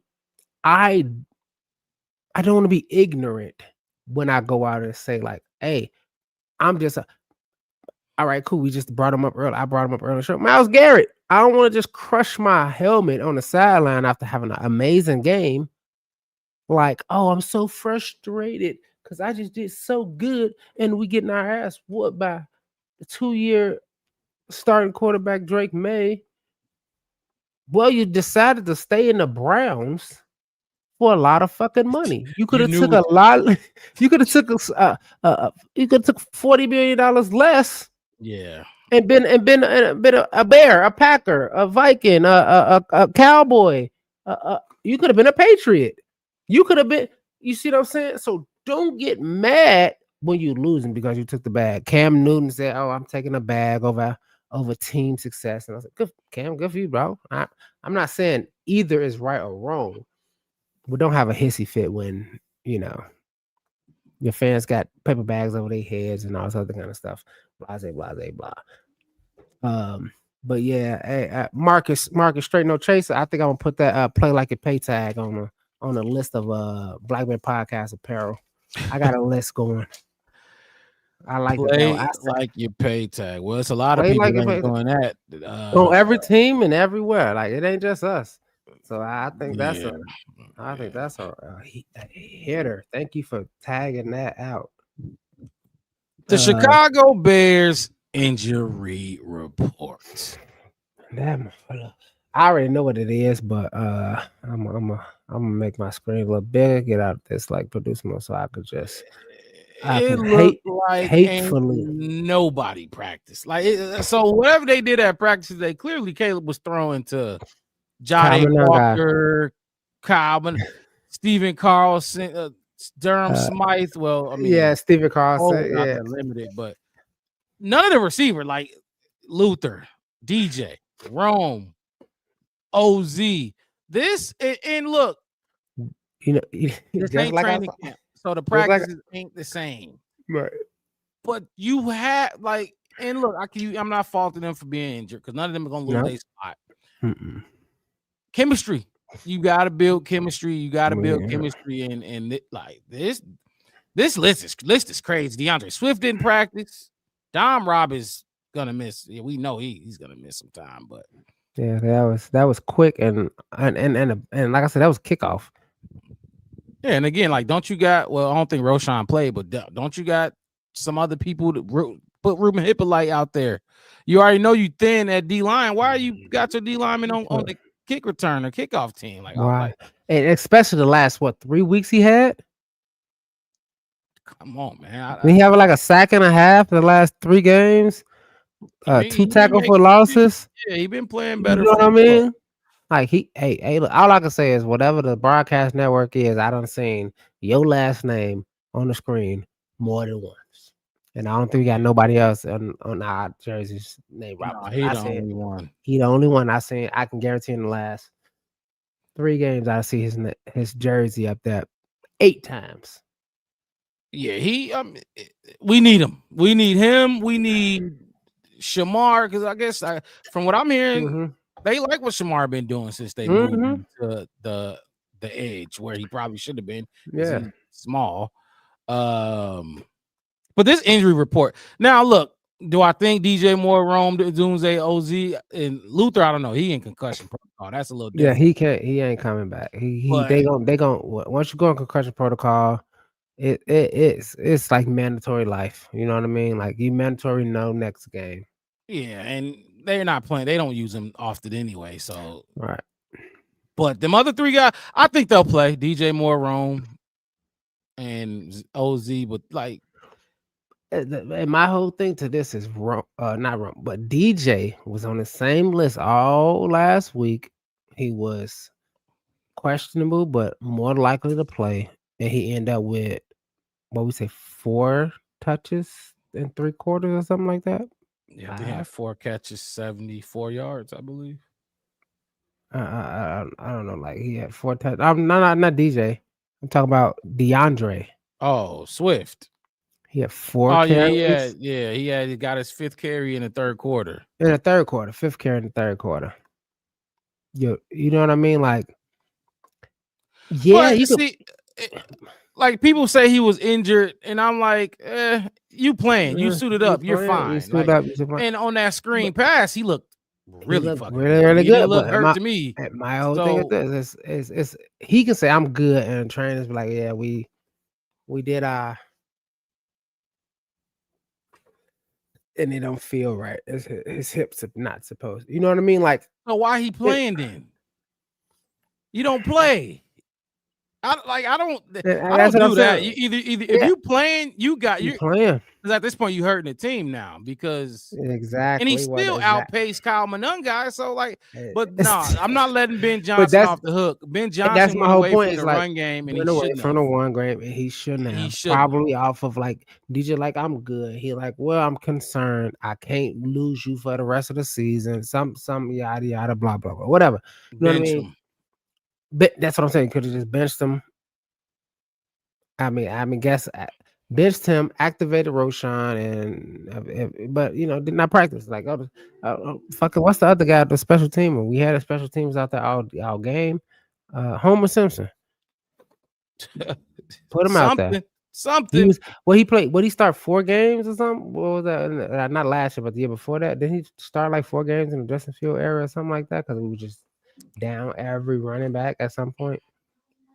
I believe it. Shit, I wouldn't put it past this team. I think he started. But my whole thing is this: it's like I think DJ can play through it. I just saw Rome out there playing flag football with kids, so his heel is just, hey, look, he did not practice today because we trying to nurture his heel. Yeah, Rome. I definitely think Rome will play. And another thing I had to, because when I told you how I felt when I first saw it. I was like, I'm done for the season. It's like every week, it's like all offense is gone, all defense is gone. Well, what the fuck is this training staff? The worst staff members we got is the training group and this goddamn Richard Hightower. Those two is struggling this year. I don't know. They can't keep nobody on the field, and special teams been complete. I'm gonna go get Dr. Sabi's healing book that cure cancer and AIDS and all this kind of stuff, and I'm gonna ship them to Hallis Hall because there got to be some remedies in there that they can use holistically to stop this from happening. But like I said, Ben Johnson said people banged up, they hurt. But I had to realize too, looking at this is a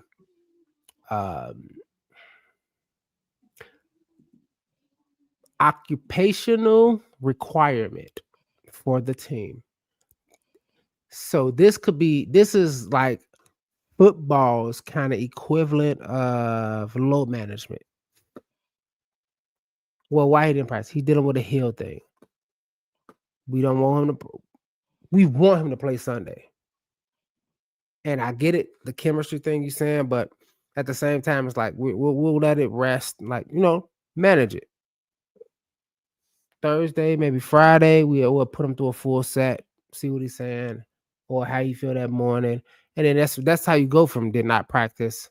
Right? No, you shouldn't look at this and just think doom and gloom because, like I said, they're gonna play. But no, still, when I saw it, like I said, I saw it and I was just like, throw the whole team away. I'm so tired. Like my head, like I was. But the name I just highlighted is really what needs to be looked at or focused on, and that's Tyree Stevenson. I think I retweeted the injury report. Seeing him on this injury report made me so happy. Seeing him on here limited made me so happy because like we talked about limited. You get limited. Yeah, I don't get Cole. I'm indifferent on Cole, but I know you is, but my whole thing is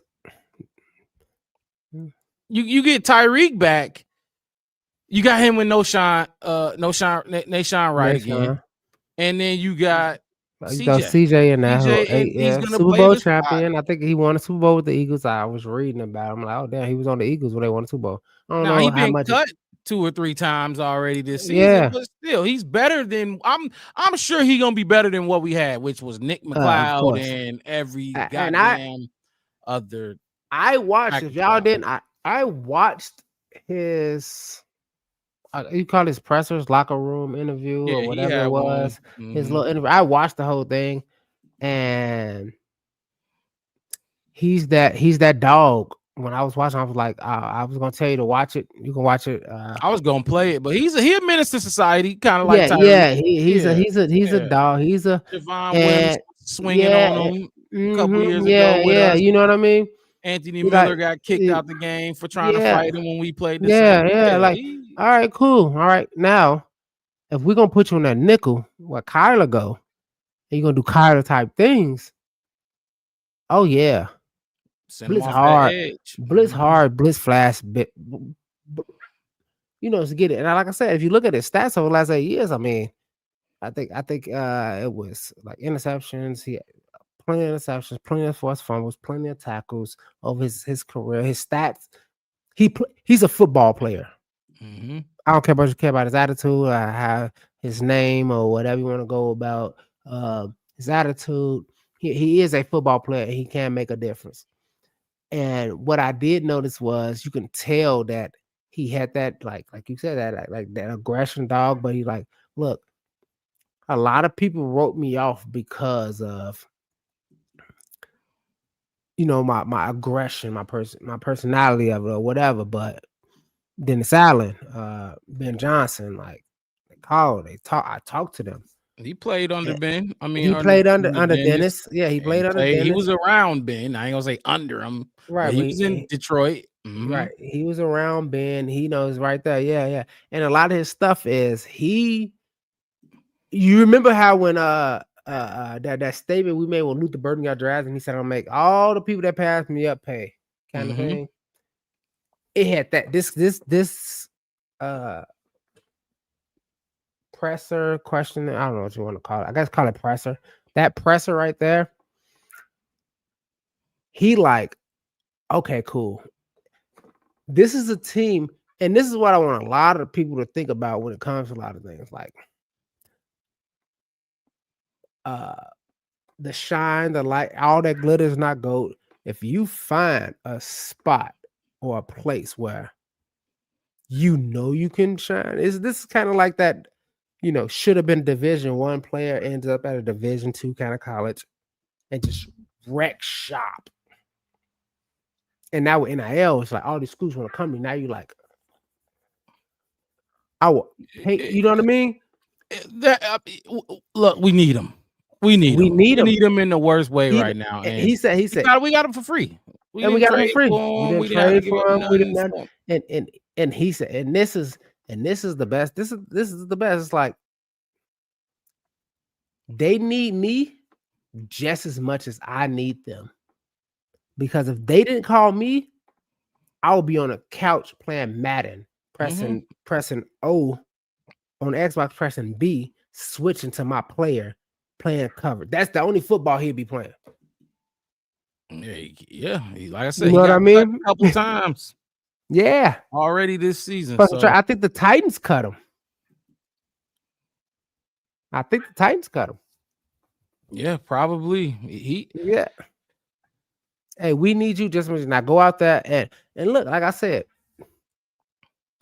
put a name out. Put your name on that stat. Put your name on that because our cornerback, you play safety. You could play for me. The way they was talking is like he's a safety, but he can play nickel. He can play corner. All right. You fuck around and booting the shine out the way. You fuck around and no. Nate Sean is that guy you was explaining, you was describing earlier, where you was this D1 or whatever, and you went here or whatever and wreck shit. That was Nate Sean. Nate Sean came in and my whole thing is the only cornerback that had a definite job is Tyreek. And remember, Nate Sean put Tyreek on notice. I'm just saying, like, if that's the case, especially with his injury and all this other kind of stuff, this is his mindset. Mm-hmm. I can push Nate Sean out. because he's not even supposed to be at JJ's position any fucking way. Because if Jalen Johnson was out there, it's like what 0.0000000 microns of a chance that somebody's gonna take a spot, right? We said it already. That number 2 cornerback position was what was kind of up for grab. He's the front runner. He needs to stand in it. Now that JJ gone, Nashawn go over that. He was shining, but you can be toppled. A rook is a rook.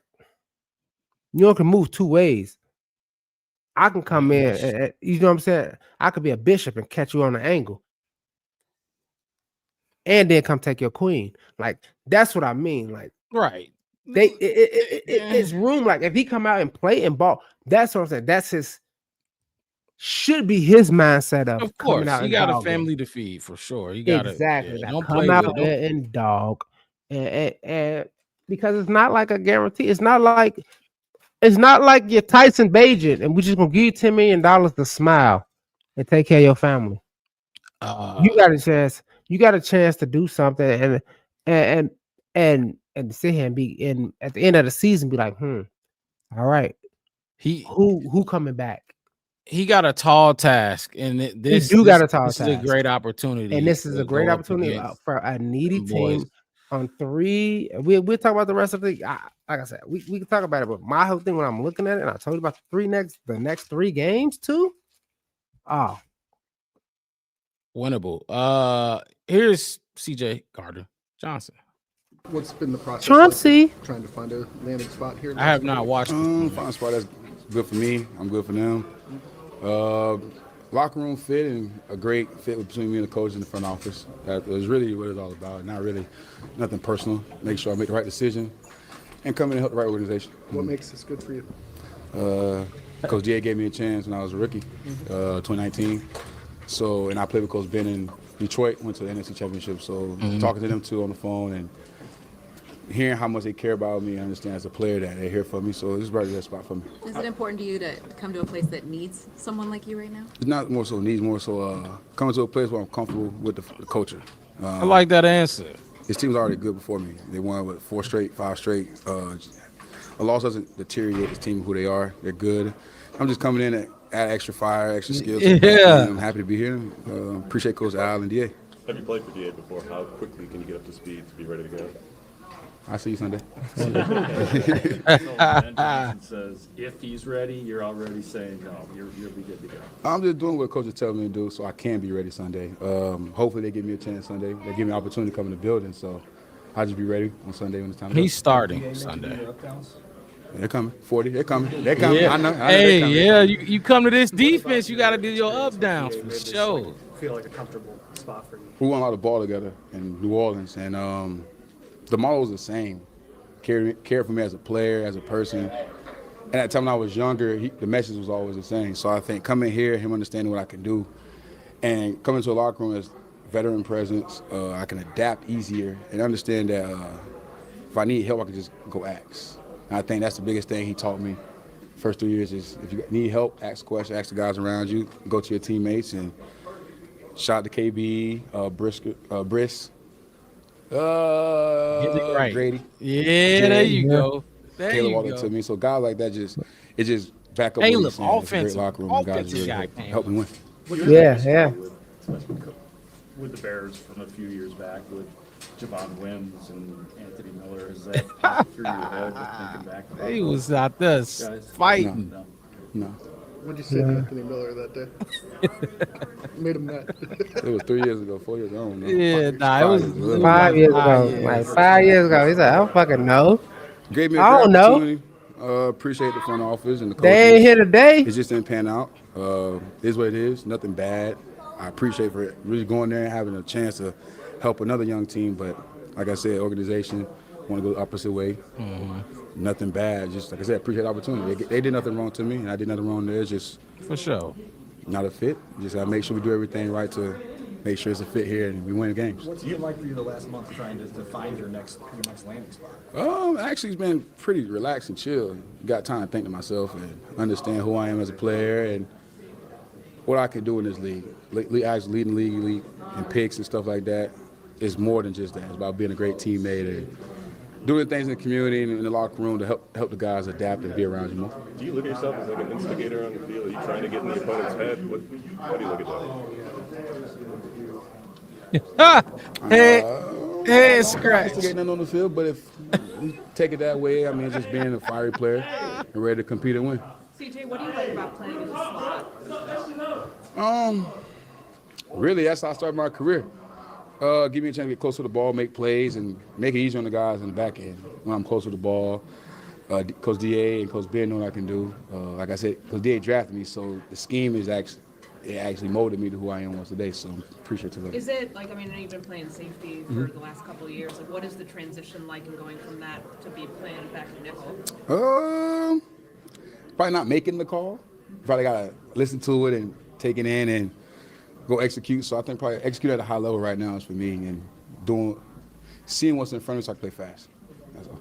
What is the value of your experience with DA just coming in here and getting? There's a lot of winning ball. Oh man, I can go on and on about the guy. I'm just appreciative to be here, man. Like he didn't.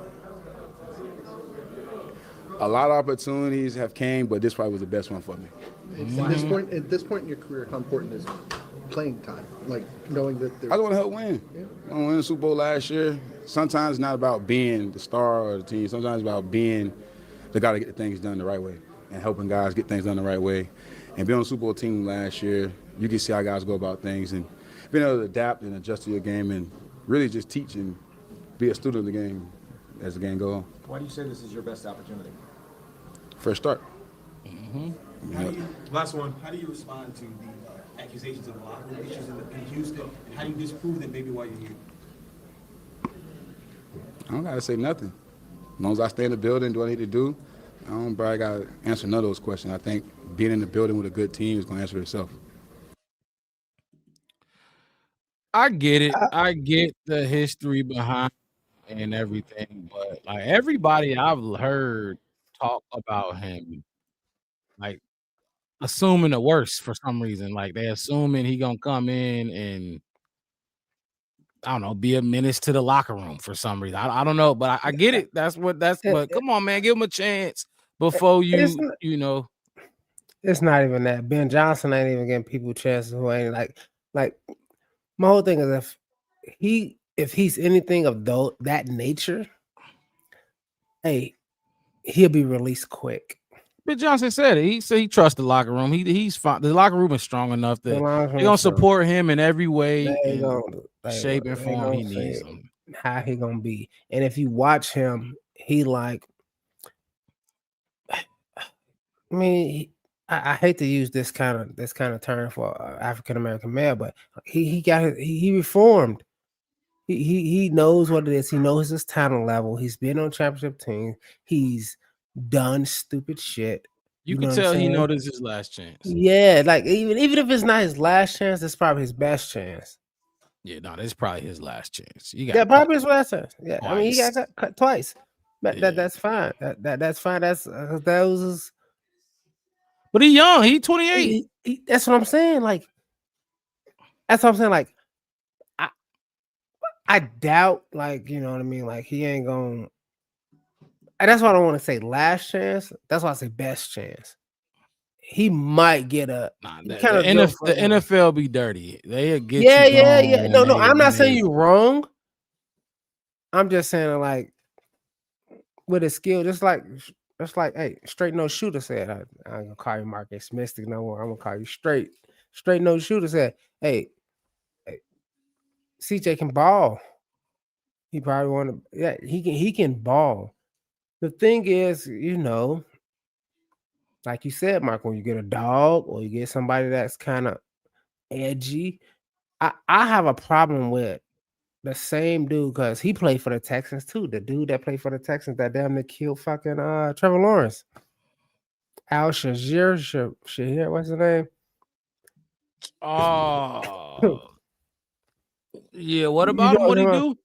He just dirty and it's on camera. He do just like that one dude from the Bengals. What was his name from the Bengals? I can't think of his name. The linebacker from the Bengals that that always yeah, there you go, straight for it. Like got illegal that hits. dude right there. Don't play He no more. just and it's like I get it as a defensive coordinator. It's like, all right, fine, cool. I fuck with it. Until the league comes in and like just scorch earth. We'll pay. It reminds me, and I know this don't equate to it because you're talking about like human life and human health. But it's like when Jordan got his first deal with the Chicago Bulls, and it was like, because I don't know if y'all know, back in the early 80s and 70s, like all NBA, like CBA, whatever, all shoes had to be all white. That was regulation. But Jordan got his deal with Nike. He came out with the Jordan ones. And if hey, look, if you ain't a sports fan and you ain't had a pair of Jordan ones, then I it's crazy to me. You know what I mean? But the swoosh no Jordan ones here. You never had a pair of Jordan ones? No. We're gonna get you some blue and orange Jordan ones when the Bears won the Super Bowl. I'll pass. I will pass. I'll get you some. Yeah. Jordan got fined and Nike became the brand. But what you probably, Dave Lopez, did you know that Jordan never actually himself got fined? The league fined him, but the Chicago Bulls covered $5,000 way back then in the 80s. You know what I mean? So that's easily, I don't know if you want to equate it. I'll call it, let's say, 4 times as much. So 20 grand, 50 grand, something like that every game. So 82 times, let's call it. You know, when people talk about Jordan, I'm never that impressed. I don't be like, I just be like, come, like, you have to be there. Like, come on, man. You had to be there. Like, you got Dave it's that thing. Jordan comments in the sections. You had to be there. You just had to be there, man. You had to be there. I was born there. CJ Gardner-Johnson will be tasked with taking on probably one of the best wide receiver cores in the league. Mm-hmm.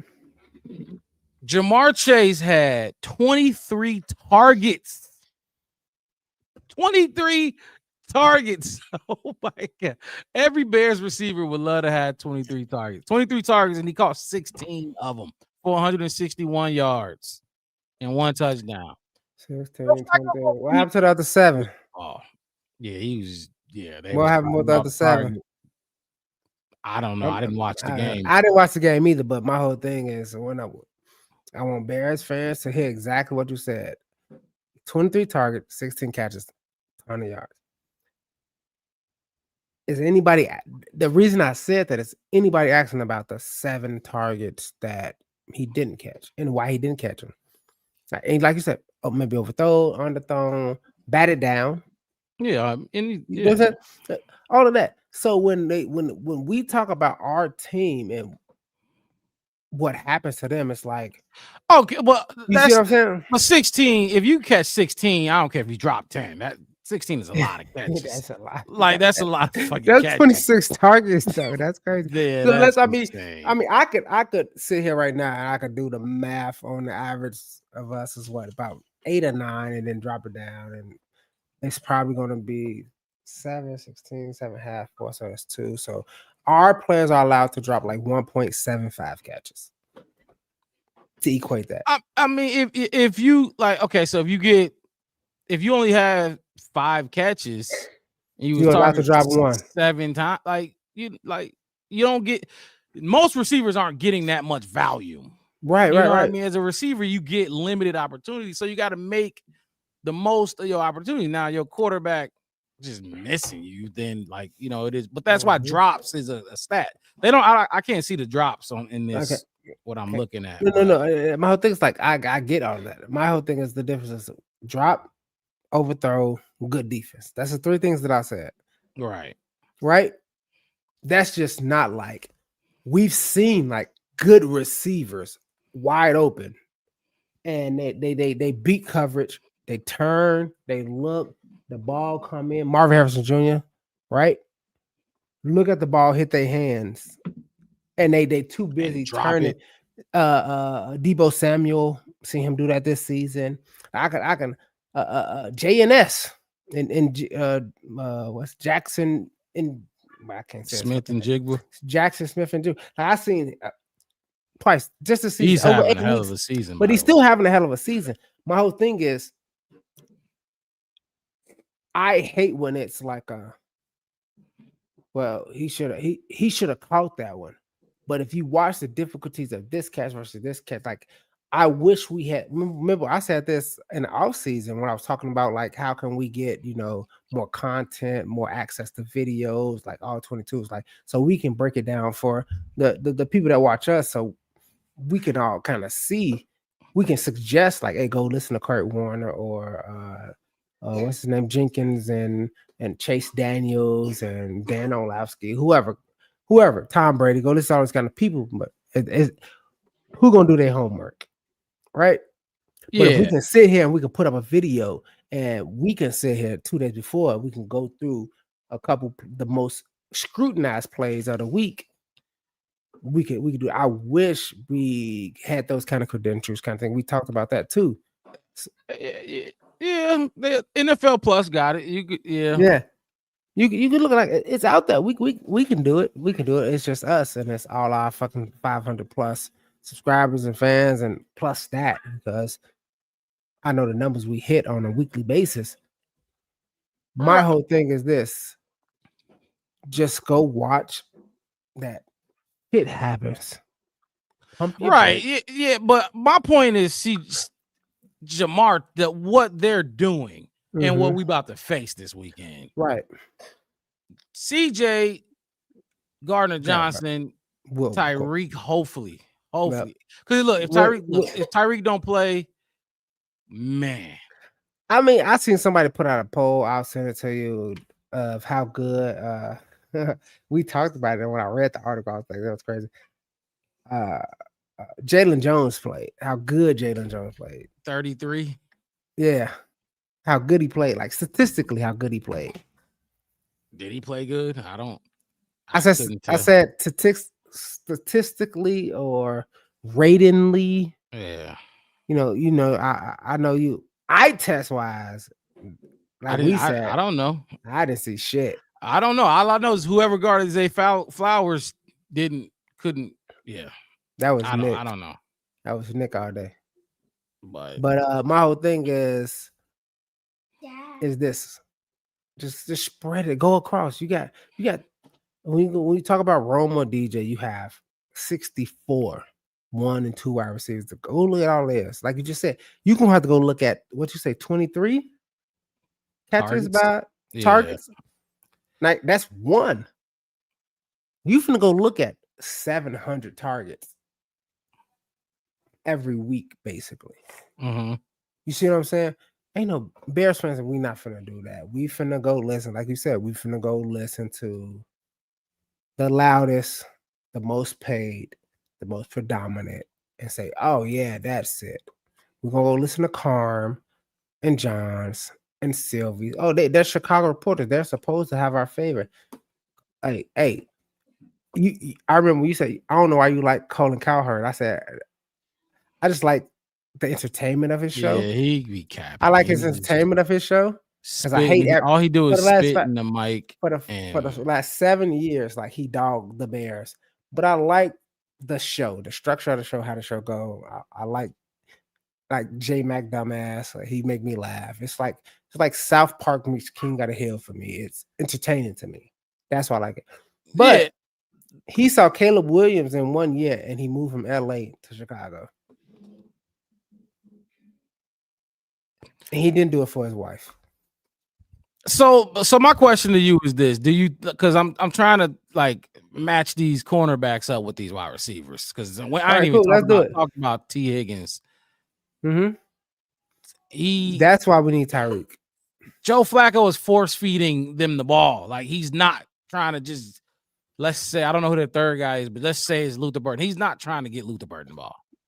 He don't give a fuck about getting Luther Burton the ball. He is like, if you get a stop here, he's coming right back at you with Jamar Chase the next possession. You know what I mean? Like, if Tyreek Stevenson don't play, there's gonna have to be a shootout. That's what I'm trying to get at. Like, if Tyreek don't play, I'm with you. They're going to score a lot of points. Like, I think the offense gonna have to plan on scoring 20, 30 points to win this ball game. All right, so you got Jamar Chase, T. Higgins, Andre. Yeah, it's obvious. Mike Gesicki, and then on the top of that, you still got Noah Fant. Noah Fant. Yeah, Noah Fant ain't Noah Fant. The thing is, Joe Flacco, like everybody thought, like honestly, this game ain't gonna lie, this shit seemed like because Joe Flacco's hurt too, or AC joint or whatever. 50-50. Yep, AC joint. This sound like the same shit we was going through last week going into the Baltimore Ravens game. Mm-hmm. Like, is Joe Flacco gonna play or not? Is the backup gonna play? Who's gonna play quarterback against us? And Tyler Huntley ain't no punk. He wasn't no punk. He's a veteran quarterback. Who knows? And Joe Flacco's probably even better at Joe Flacco not finna run. He not finna. You blitz him, he gonna find it. He gonna get the ball out. Take your hit. Yeah, he's gonna get the ball out. That's him and Andrew Luck. They gonna take the smashing, but they gonna make the pass. I mean, Jake Browning. It's crazy. Just saying, don't you guys think DJ and Odunze should have comparable numbers to Jamar and T? No. Because what Jamar and T, what's the, all right, let's do. No. Let's see. I'm just going to go T. Higgins. I'm going to go T. Higgins. What you mean, targets? Are you talking about yards or something? Because Rome was comparable to 1, every 2, 3, 4, 5, 6. T. Higgins been in the league for 6 years. Luther Burden III has been MIA since like his last big catch, like what, 3 or 4? Yeah, he's not being used. Yeah, he's not. Yeah, he's not. He's a third string. And here we go. I just because like I said, at first, Rome was comparable to any wide receiver in the league. Like throughout the first 5 games. I don't know when it stopped, but all right, cool. So and this is I don't know why I don't know why you would say that though.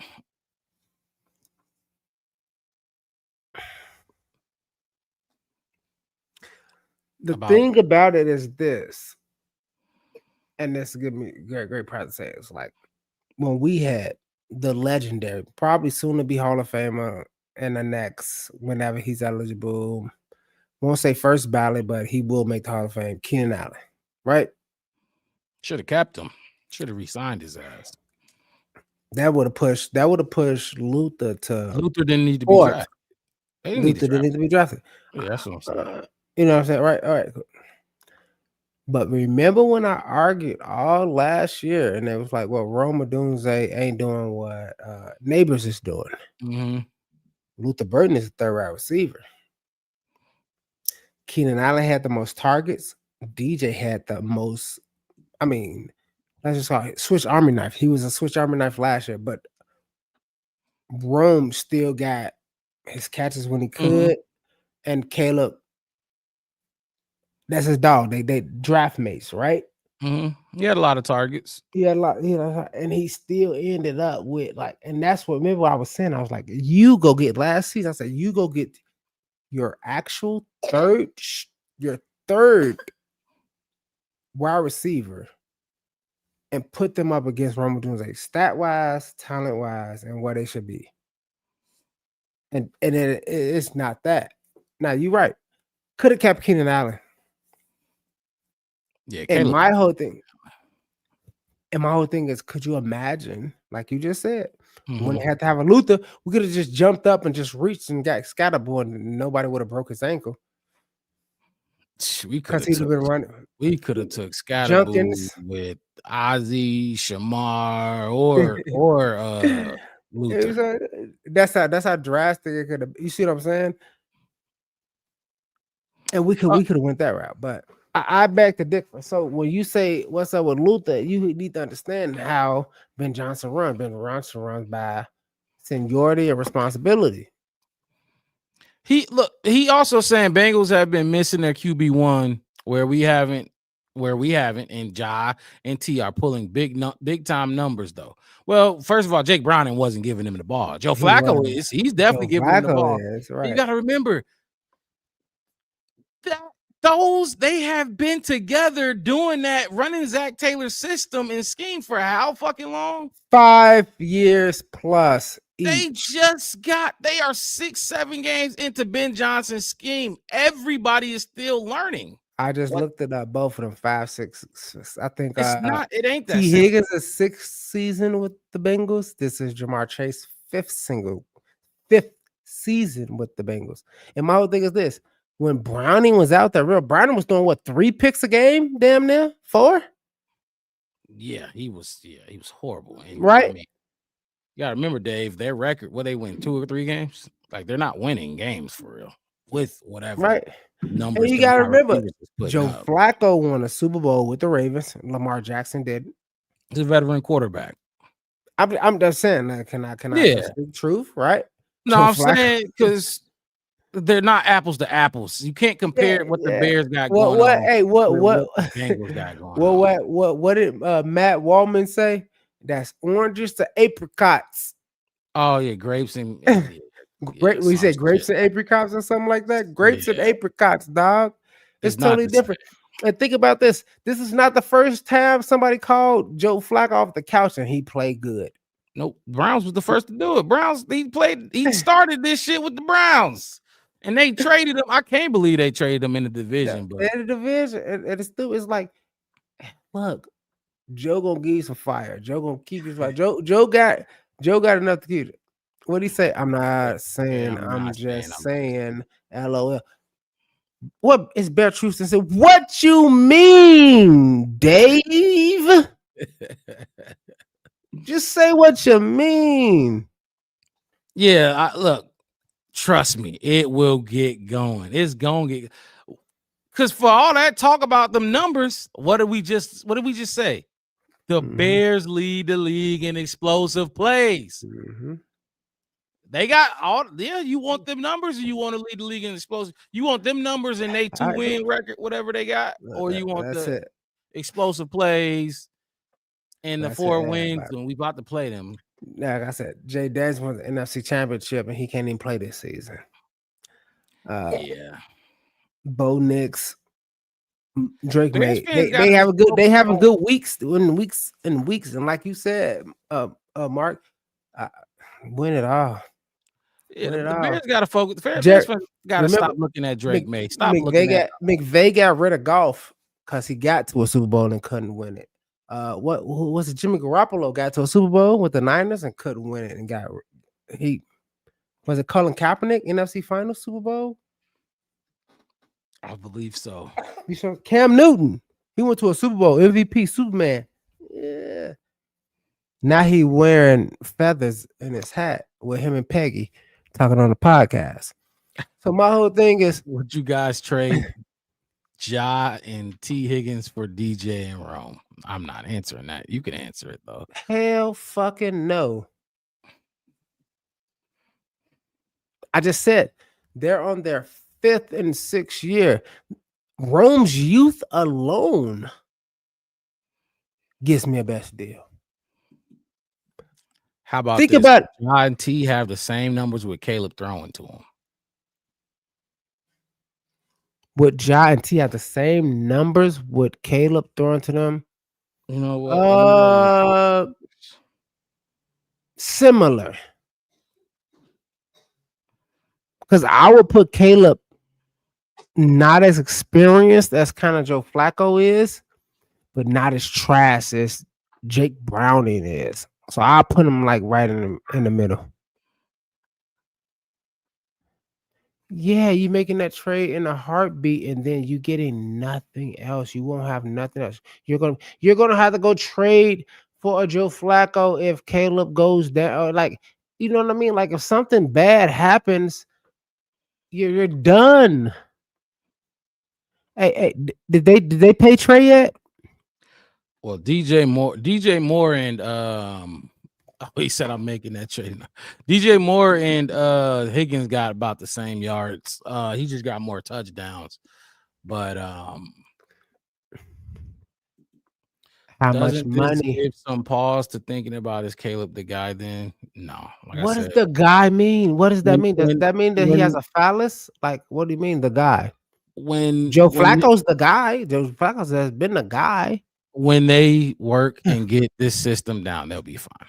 That's So the how do you pass on the guy. best wide receiver in the world to keep DJ? Stop it. Look, I'm not answering that question. I don't think Who's there's the hey? What the no fuck you point mean? in Who? answering What that the question. fuck?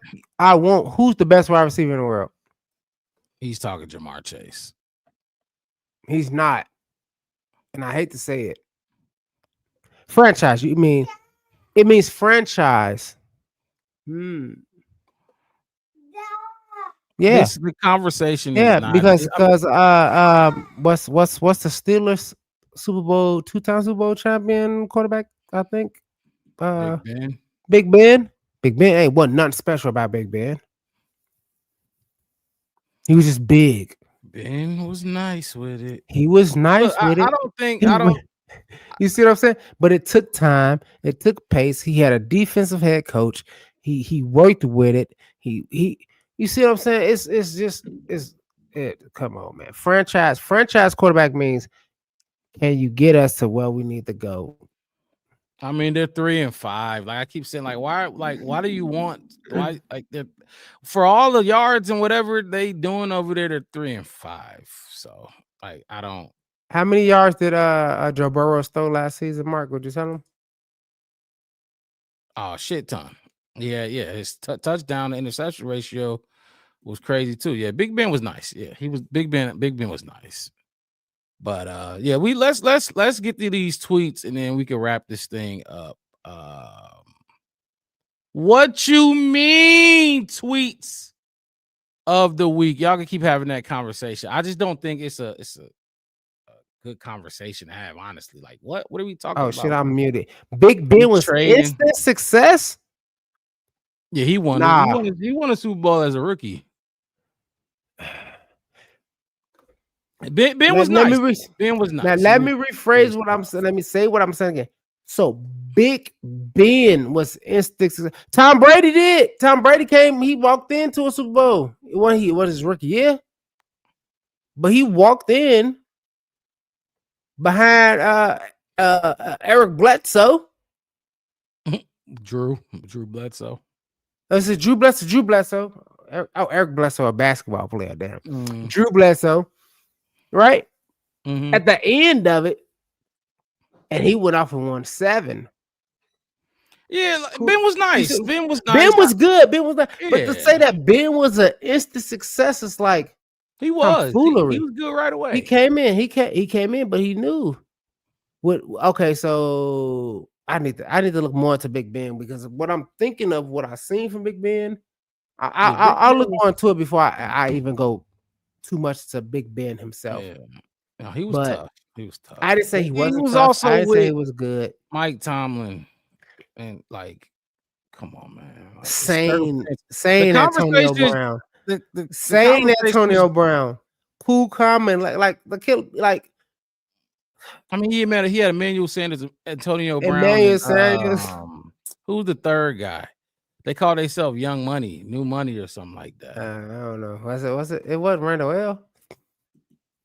Randall L. Randall L was there though. I know at some point.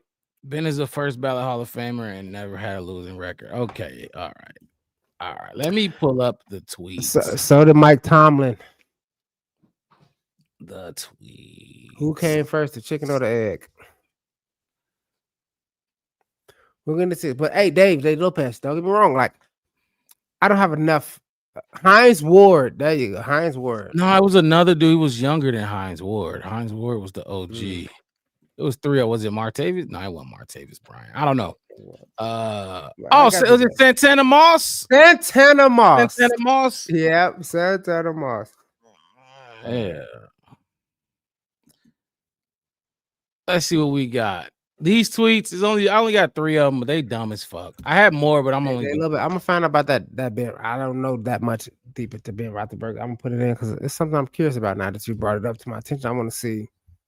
Ben was good. Ben was good. I didn't say he wasn't. What you need to figure out. I'm just trying to say if he was instant Like he was, he came, he won right away, and they was winning. And remember, Mike Tomlin ain't never have a losing record, neither did he. So see, that's what I'm saying. Was it Ben that had instant success, or was it just the Steelers organization? Like when Tom Brady came in, the Patriots was primed. Both. They both were good. Yeah. Right, that both was good. This is a twofer because this is the type of shit that happens with people, and this is the Bears blog. The Bears blog got about 55,000 followers. You can see these tweets got that. About 50 of them is stupid. Yeah, exactly. This first tweet got 158,000 views on it, and we can't even get 1,000 fucking subscribers. Fuck. This is what happens. He says, or they said, I'm okay with 4-3. I'm worried about the quarterback. They said this 10-26. The very next day, the motherfucker come out and tweet did something I never do. Watch the all 22. Ravens defense was fantastic. They'll win that division now. Okay. But everybody, look, Twitter was in a frenzy after that game. And dude, I had so many tweets I could screenshot. I ain't gonna lie, I'm talking shit. And then the next day after that, all 22 came out. They was like, "Oh, well, I guess I was wrong about Caleb or wrong about this and that." And the third. On the back? Scrambled eggs came before and after the chicken and the egg. Okay, I don't even. Oh, y'all was talking about So, but this tweet right here embodies Bears fans. One day you worried about the quarterback, the next day you watch the all 22, which you never do. First of all, if you never do that and you making crazy statements like I'm worried about the quarterback, it's insane to me. The Bears blog. Hey, look, watch somebody all 22. Like something. Like watch somebody at some position every snap of a game before you start talking about like what you see, what you think you see, and hit it all angles. Hit it from all angles, like, oh, here, and then you can actually see it. YouTube is free, man. It's free. But I get the narratives. And look, some part of me be wanting like to give one of these Bears fans to get what they asking for. Like get a full 17 of Bajent. But too bad is my quarterback, Iron Man. Fucking Iron Man. All right. And my whole thing is this is like, I think 5 backups played this past week? 4? There was a lot of backup plays. So I know Kirk Cousins played. Yeah, Kirk did get in. Huntley played because he beat us. I mean, Joe Flacco's one of them. We finna play. Joe Flacco played. Mm-hmm. Did Andy Dalton get in? I thought Andy Dalton played. That's 4. Mm-hmm. There's a lot of backups. If you want to, it's just as a Bears fan, it sucked to say that the only backup that won last week was the Ravens against us. Yeah, I mean, what is dude name from Cleveland that's starting over Shador? Is he considered a backup? Yeah, he's considered the backup because technically Joe Flacco was but now Joe Flacco's so technically, I think that's how they did it. I don't know the next tweet. This guy named Eric Lambert on Twitter, another dude with a lot of fucking followers. I don't get how these dudes can have so many fucking followers and they dumb as fuck. I do want to tell y'all something. Like y'all see me right here. Y'all see me that Hefner West 87, born in the 80s, crack baby. Streets raised me. That's me. Sorry. But if y'all want weekly constant entertainment, can I do it this way? Ooh, look. I can't say because we're not together. But this one, the Black Bear Podcast, Twitter, follow it. Because I can't keep up with it half of the fucking time. Because this dude, I mean, and you're going to see him at the bottom of this dude right here. This dude right here. I didn't know you even knew this dude right here.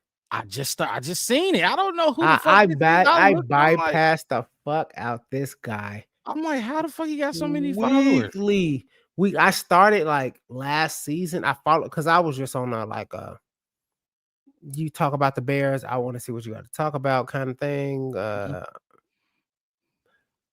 And I hit him, and I'm just like, and then he started just saying shit, and I'm like, well, this one he says, I'll say this: if he can't produce next week, there's a big problem. And he's talking about Caleb. If he can't produce that, the very next day, like these dudes be this crazy. This is Monday after the game. The very next day, he said history says it usually takes at least 30 starts before you know a quarterback is good or not in the NFL. Caleb Williams just had his 24th start. Being patient isn't easy these days. Still, Bears fans should wait at least 6 more games before passing any judgment. Didn't you just say it's going to be a big problem if he don't perform this week? But now it's crazy because go. I got you. I'll just say now it's best to wait at least 30 starts. Give him 30. No, that it sounds Monday like he was giving him one more fucking game and it was over with. Right. That look. That Monday. I saw that tweet, and I saw that tweet, and as I listen to Fox Sports Radio, ESPN 1000. Like I'm riding around, I'm listening to all these kind of people, and then all of them hit on Monday. They hit like they didn't say exactly 30 games, but you know where you at on your second year in 30 games. You're almost or quite sure around Thanksgiving. It may be a game or two before, a game or two after, one before, one after, or exactly on that date. Colin Cowherd, Carmen, Yurko, Sylvie, all of them. Well, we said that we're gonna give it until Thanksgiving. We gonna. I put it up there. He threw for almost 300 fucking yards. He threw for almost 300 yards. I mean, I haven't, like I said, we haven't really seen that since Cutler. Oh, really though? I think Mitch like constantly flirting with it, constantly doing it. Like, because what was it, last game or the game before he had 185? And we won. Remember what you said? What you said, Mark?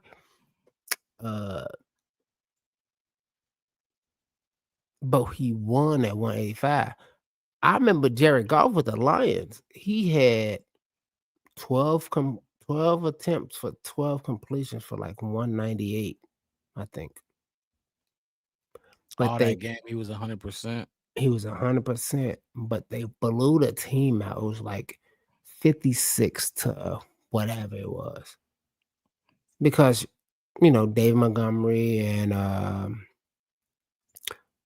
Jay Gibbs, they had some defense, some like, fumble recoveries for touchdowns, kind of shit happened, and all that kind of shit. And I was like, oh, this and that, and you know what I'm saying? And did you really?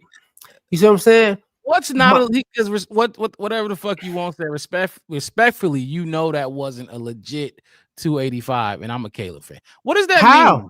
How wasn't it a legit? What is it's what it counts. It's what counts. If he got sacked 10 times and he threw for 285, but then you have to subtract the sack yardage, and then it was actually a net. Let's call it. Nice. You know what he's talking about? 199, right? Yeah. Garbage time, like the throw, that last drive. Like I said, that throw to DJ. That's what he's talking about.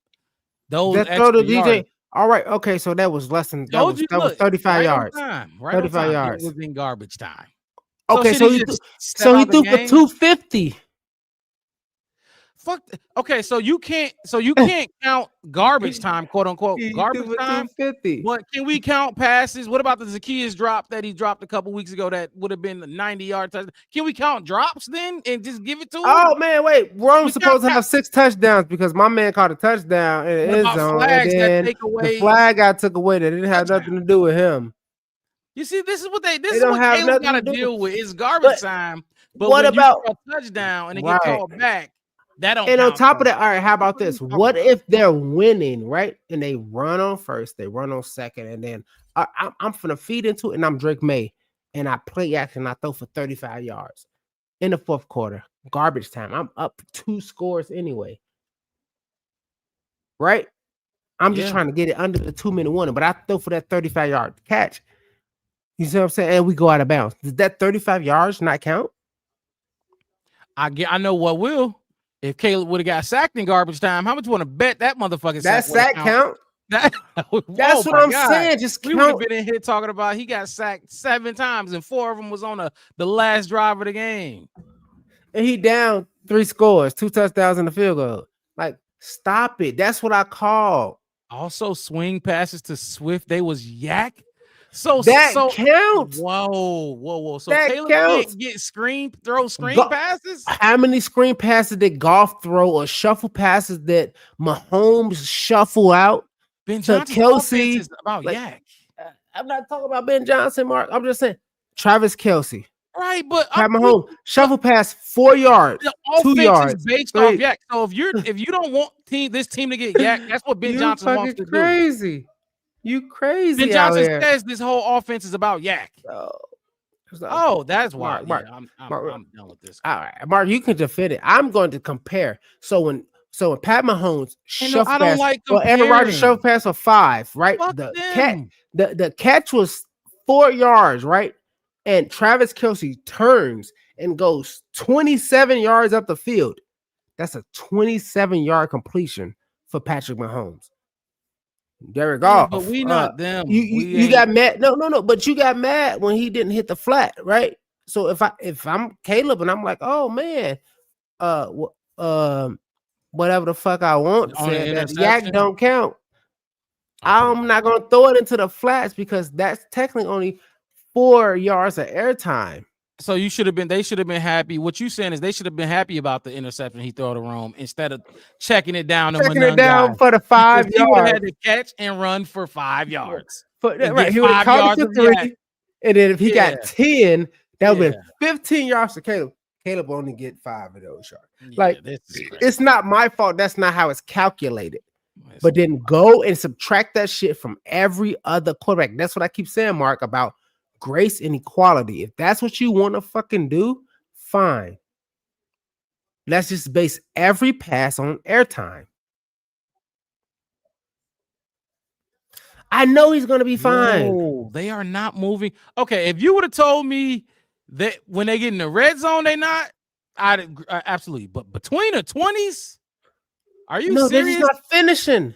This team they just didn't finish this week. Oh my god! Honestly, they didn't finish this week. I can't. They didn't finish this week.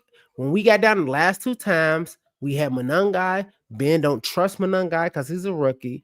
I guarantee if Swift wasn't on that motherfucking injury report or whatever, we would have scored on those first 2 drives. I don't know. Swift fucked up one of those too.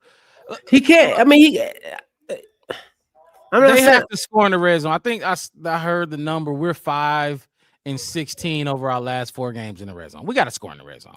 We do. We got to score in the red zone. I didn't we say move we the don't. ball. We move the ball. No, I'm talking about whatever the fuck I want or whatever. Yeah, but my whole thing is this: like over the last 7 games, 7 of them, well, 6 of them, technically, because Roshan was out. Let's call it 4, because I'm gonna say Roshan was inactive or ruled out for.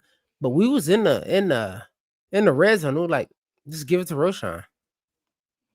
And then remember what was the first quarter, Mark? Second quarter, Roshan took the ball, 12 yards. 11-yard play. Yeah, 11 yards, like what? Nothing. The boss play. What did he say that was? Yeah, whatever it was called. Like it was nothing.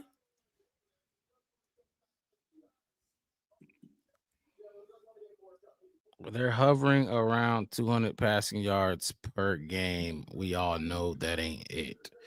Jared Goff moved somebody out with 185 yards. Hold on. When everything else is clicking and all this other kind of stuff is working, let's just stop with because I think if you my age, Caleb is 12th in passing yards. 12th in passing yards. And my whole thing is this, because I think it's the stats. People love stats for some reason. Numbers lie. My generation, we loved watching Tom Brady and Peyton Manning go week for week, touchdown for touchdown. because they said it too, and they pressers too. Oh, did you see that? Peyton is at 39 and you're at 37. And that was a lie. Caleb averaged 233 yards per game. I just look. Drake May averages 253, 20 yards more. 20 yards more. One One DJ good pass away. One Luther Burden away. You see what I'm saying? It's like when y'all say that, well, that ain't it. Says who? This is football. This has been football for 100 fucking years. Baker Mayfield been leading MVP. He averaged 239. Hey, Mark. Mark, look, when you always say that, I'm telling y'all this. Football been football for 100 fucking years. It was football before the forward pass. So when you say passing this and passing that, it ain't that. That's why when you said it, Mark, like trenches, I'm like, yeah, I get it. I hit it where you can, hit it where you should, but don't pass up motherfucking, you know what I'm saying, other shit and get a subpar person where you can the identity of this team needs to be the run game any fucking way. And it was for it don't even need to be the passing game right now. It should be the run game. But that's what I'm saying. 2 weeks before this, it was Monungai. It was fucking Dre. And Swift. Yeah. Dre guy. That's why when people say Ben can do no wrong, he fucked up the game plan last game. I don't care what nobody say. He got away from the run game, and you can't do that. You cannot do that. That's your identity. Right. If y'all really want to win games, or y'all want to see Caleb look like what grade? Like I said, what grade I gave him last week? The ball 50 times. What grade I gave him last week? Shit, wasn't it failing? Failing. He got an F. Not because I don't have no faith in Ben Johnson. Nothing. It's like Monangai didn't do shit wrong. Like you still gotta run. You still have to run and put the pressure on the run. And if Monangai see light, just like Swift, when he sees light, it'll be a good thing. Did he not over the last 7 weeks see good things? We saw it. So just give him a chance. My man said 200 yards a game, and he averaged the same amount as MVP leader Baker Mayfield. Last game, Monungai, they had how many carries between the two? Look. He says, all right, put this up here. Go, what you saying? That one, Baker only recently emerged as a legitimate franchise quarterback. I do think we can give that amount of time to Williams, though. No, Baker Mayfield was a legitimate quarterback in Cleveland. He was in Cleveland. So Mal Garrett is not an elite edge rusher, sacker, quarterback disturber. 18 carries last game between the two of them. 18. Between the two of them, 18. I said it was what I said, about 20. Remember, I said that all week. What I said I said about 20 yards, right? My whole thing is this: when you say the week before that, they combined for 40. Exactly. Double. Hey, what the fuck? Right. So when you say Baker only recently emerged as a legitimate franchise quarterback, I do think we can give Caleb that much time, though. I'm with you on that. But Baker was elite. Because y'all think like, because I feel like people say when I say Baker Mayfield, y'all like Johnny Manziel. No, not fucking Johnny Manziel, trash ass. Johnny Manziel and Tim Tebow can go to church. Baker Mayfield will not be MVP, and you know, I don't care if he's MVP. He's playing good fucking football. I don't care. Why does that matter? He's I don't care about always played good football. I do know that he's a good quarterback right now. He was a good quarterback in Cleveland, though. Mark, he was a good quarterback in Cleveland. He was just I don't care about Cleveland, though. No, my right thing now. is this. What Caleb's doing right now and how he compares to other quarterbacks in the league right now. Baker Mayfield is playing some good fucking football right now, and him and Caleb average almost the same amount of yards. Drake May is playing some good fucking football right now. Go back to fucking yards, Baker Mayfield in Cleveland. He averaged roughly the same. I guarantee you. And I will put it will be more than I don't know if I had to bet some money and throw it over under. I say if you want to put it at 200, I say Baker barely averaged more than 235 in Cleveland. It's fucking Cleveland. Yeah, I don't. Yeah, you see what I'm saying? It's like I don't know, but he's fine. 233 a game is fine. I don't. Nobody's doing 300, so I don't. How about this? Do you know what the AWS analytics says about any passer that hits 100 yards? Every 100 yards that a passer hits equals 6 points. So that means, statistically speaking, Caleb is responsible on average for 12 points a game. Yeah, I mean, you see now, Mark, you see what I'm saying? When I do math,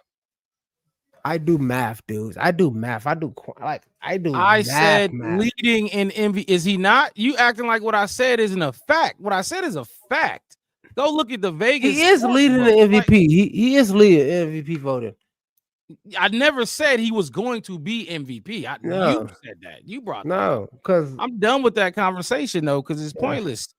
Let me get to this last tweet. Go ahead. Barstool Sports, and this is. You notice I picked all the people that's big and got a lot of followers. He said, let me see. Hold on. Monday. Before you read, let me look at it. I have to bring it close because I can't say it. Okay, go ahead. Caleb Williams is truly awful. And now it appears Ben Johnson knows it. This was on Monday after the game. I just played I hate these bitches. 2 clips of Ben Johnson praising his quarterback at 2 different moments. And fake news. This like you got a platform, and this is what y'all doing with it. That's we got to get more eyes on this channel. We got to get more eyes. Oh man, I'm gonna text you something after this that I thought about for Barstool. I'm gonna write a note for it, and I'm gonna privately text you this one. Dave Lopez said, "I hear you guys, but then when is the cutoff time for when Caleb is gonna be ready or not? Get any excuses at the end of the season?" What you mean? There's no ready. There's none of that. He was ready when he got drafted. That's when he was ready. Him and his team have to get better. He was ready. What the fuck? Now you can say like when he's gonna plateau, be better than the league he in. Like we can do all of this. You acting like y'all acting like y'all could go out there and throw that pass and take that hit. And I don't know what they're looking for. Like, you're not getting a Lamar Jackson. You're not gonna find it. You don't just go find a Joe. What are y'all looking for? He's a good quarterback. How good can he be? How great can he be? Let's see when this team matures and they all know the system like the back of their fucking hand, so they're not thinking and they can just play free and play fast. So to answer your question, when is the cutoff? Year 4. Year 4. Year 4. Do he get extended to 5? Yeah, look, like year 5. Fuck it. Like, what are we talking about? The longer they play in this system, the more because once you get to that point, he's gonna be able to tell people what they're doing. Nah, not that. Nah, you gotta line. Yes, year 4. Yes, absolutely. I'm perfectly fine with everything Caleb has done for this team so far, up until this point. I don't know what they looking for. Like Bears fans act I'm happy for Caleb's improvements. Bears fans act like Caleb is following somebody told me Tom Brady, like he's replacing Tom Brady here. And it's just not good enough. Right, Tom Brady was here, and it's not good enough for us. What the fuck, Mark? It's not that what I just said. Like y'all grass greener people, like well, back in the day we was. And I said, all right, cool. Let's just cut it off to last year, Caleb. Less sacks this time, like. And I don't expect him, like I said, I don't expect him to throw no more. Well, his interception ratio is higher right now. It was the same last year. Man, look, we started the show with the Caleb He had 4 interceptions by the second half of the season last year. He threw 2 more on a 10-game losing streak. He threw 10 interceptions on it. I mean, not 10. He threw 2 interceptions on a 10-game losing streak. I won't bear it. Look, I hate this fan base. I want them to get what they asking for, but that's going to affect my team too. So it's like y'all just got to suffer. I don't care. Like y'all just got to deal with it. But I don't hate y'all. I just need y'all to come here and sit down. I hate them. I hate. Sit down. Do this right here. The worst. You see what I do? Fan base in and the league. I'm on a podcast. You see what I do? Worst fan base in the league. During the podcast, I'll take notes on. Like I got a little Ben Roethlisberger rabbit hole I might go down to. Like we sitting here talking like we know what it looks like. I don't, but I know what he looked like last year for 17 games. Whoa. Okay, yeah, I'm done. Look, I'll read this comment, but I'm not talking about this. We can wrap this thing up. He said we're looking for a no doubt QB like Washington has and New England and Denver has. All those fan bases wouldn't trade or switch for Caleb Williams. I wouldn't either. I wouldn't either. But I'm finna get this. You know what they wouldn't switch for? Our organization. Our organization. Would you not? All right, cool. How far you want to go back, Dave? Dave, do you got a Twitter? Last year, yeah. Hit. Put your Twitter up there. I love to look at your tweets about Drake May last year. My Twitter's over here. My Twitter's over here. God, how about this? How about the Patriots for the last 20 years? Right. I get you. You better hope. Right. Broncos last 20 years. Peyton Manning, Elway, the Commanders. Yeah. Last year. You better hope Jaden Daniels stay healthy. You better hope he don't be an Andrew Luck. You see what I'm saying? Like, they not mad because before they drafted their quarterback, they had their head coach, they had their staff, they had their owners, they had all this kind of stuff. We as Bears fans, we're still saying like, oh man, hey, Justin Fields would have been, yeah. I'm sorry. I am sorry to Justin Fields, Mr. Trubisky. You see, he said, like, I'm sorry to those guys. Did you see that? What? Did you see Justin say he was crying in his closet before last game? Yeah, he had to go. He got to go. Come on, Georgia Mass Choir. I've seen the Georgia Mass Choir. That is a very Baptist thing, Southern Baptist, Mississippi thing. I do it too. When I get rowdy and life is fucking me up, I go in my closet and I sit down, I get on my knees and I pray. I'm a Christian. Go in and I cry and I get it all out. Because trials and tribulations don't matter. It don't matter. Because just like all the Justin Fields fans do, like I said, I don't have nothing against Justin Fields. Mark, you said I got nothing against Justin Fields. I hope the best for him. I don't care what happens with the Jets at all. But at the same time, it's like the Patriots, the Commodores, the Broncos. So out of the three of those teams, two of those teams, you got Tom Brady and Peyton Manning in the last forever, them of them. Right? The Commanders, all right. They're the Lions. They're hot shots. They're Carmen Electra in the 90s. They're 3-5, I believe. That's what they Even are. if they're 3-5, you know what I'm saying? They're just how okay, cool. You hold on to that shit. And that's what I said. When hey, Mark. We'll see. When we get I'm not a chef, but my brother is. So Chef West says when we get the Michelin star, that's fine. You can have a great grand opening and everything nice and everybody come the first year of your restaurant. You can have the great thing in the first year when you open your club. Yeah, we gonna see. Who gonna last? Jaden Daniels don't like gonna last. We gonna Jordan see. Luck, like, can nobody deny how good Jordan Luck was? I was looking at Jordan Luck like that dude is just great arm strength. Like he was just at the bad, terrible situation.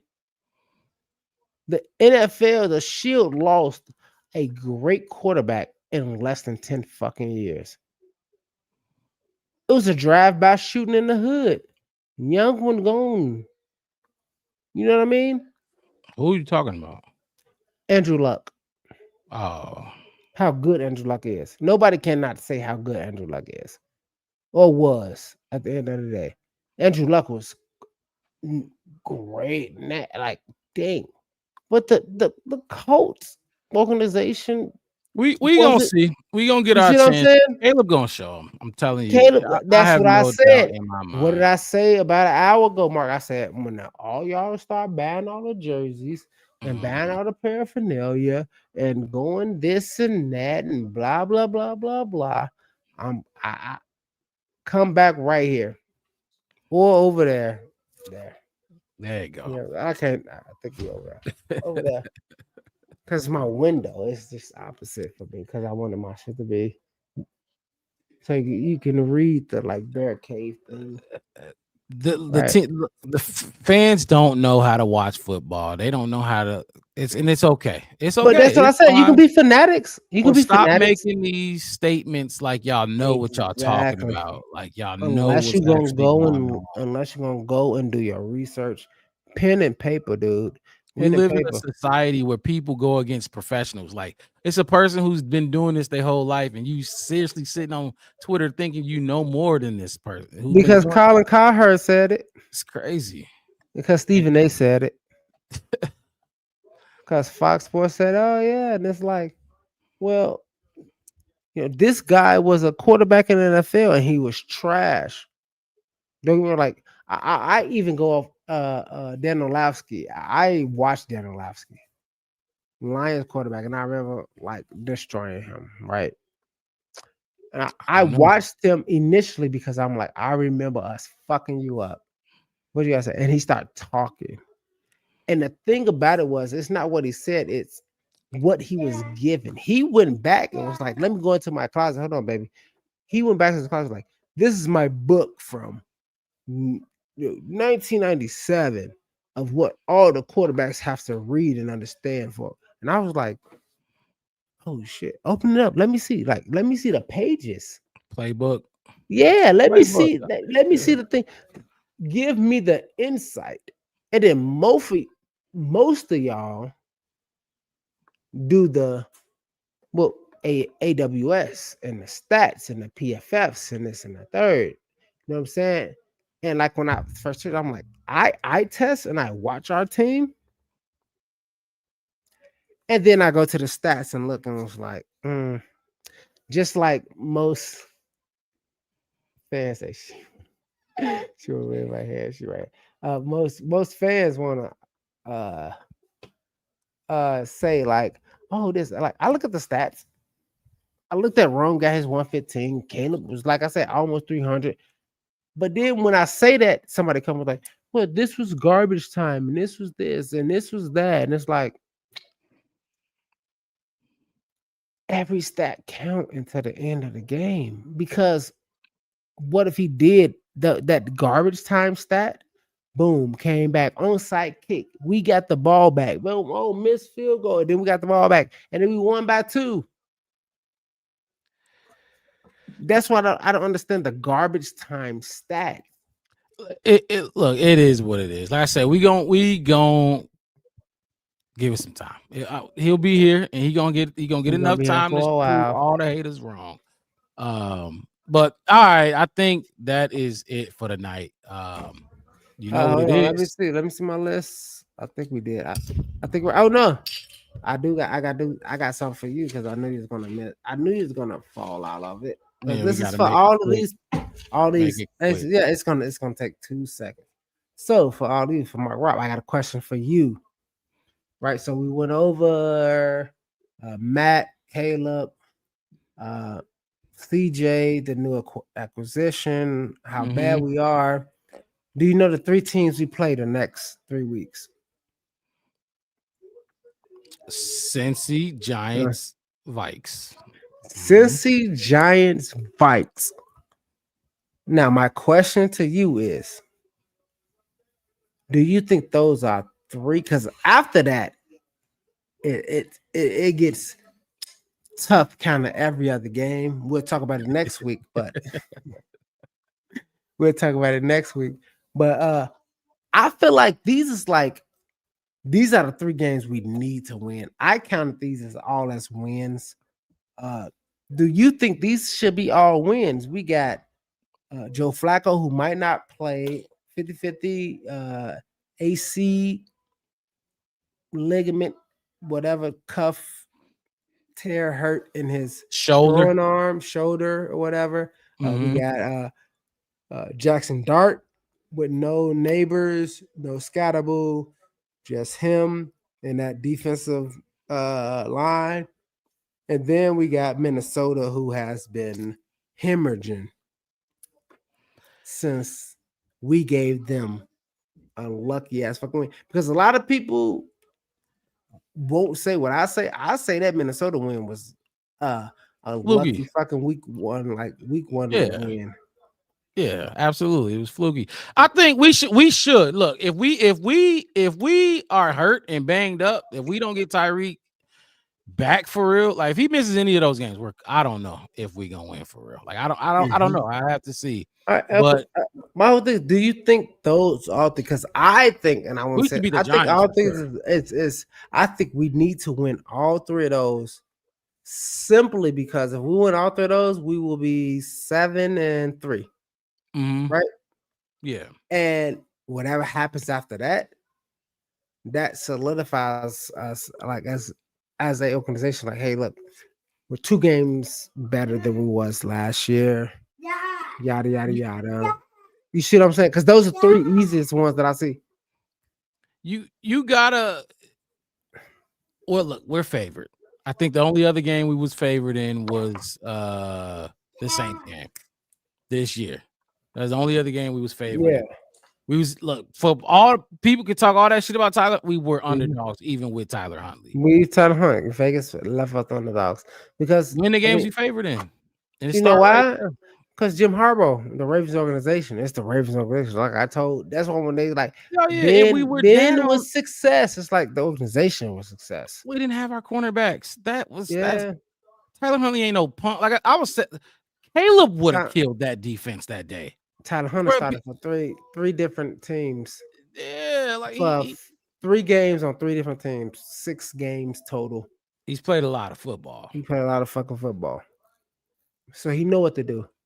Caleb played those cornerbacks, absolutely.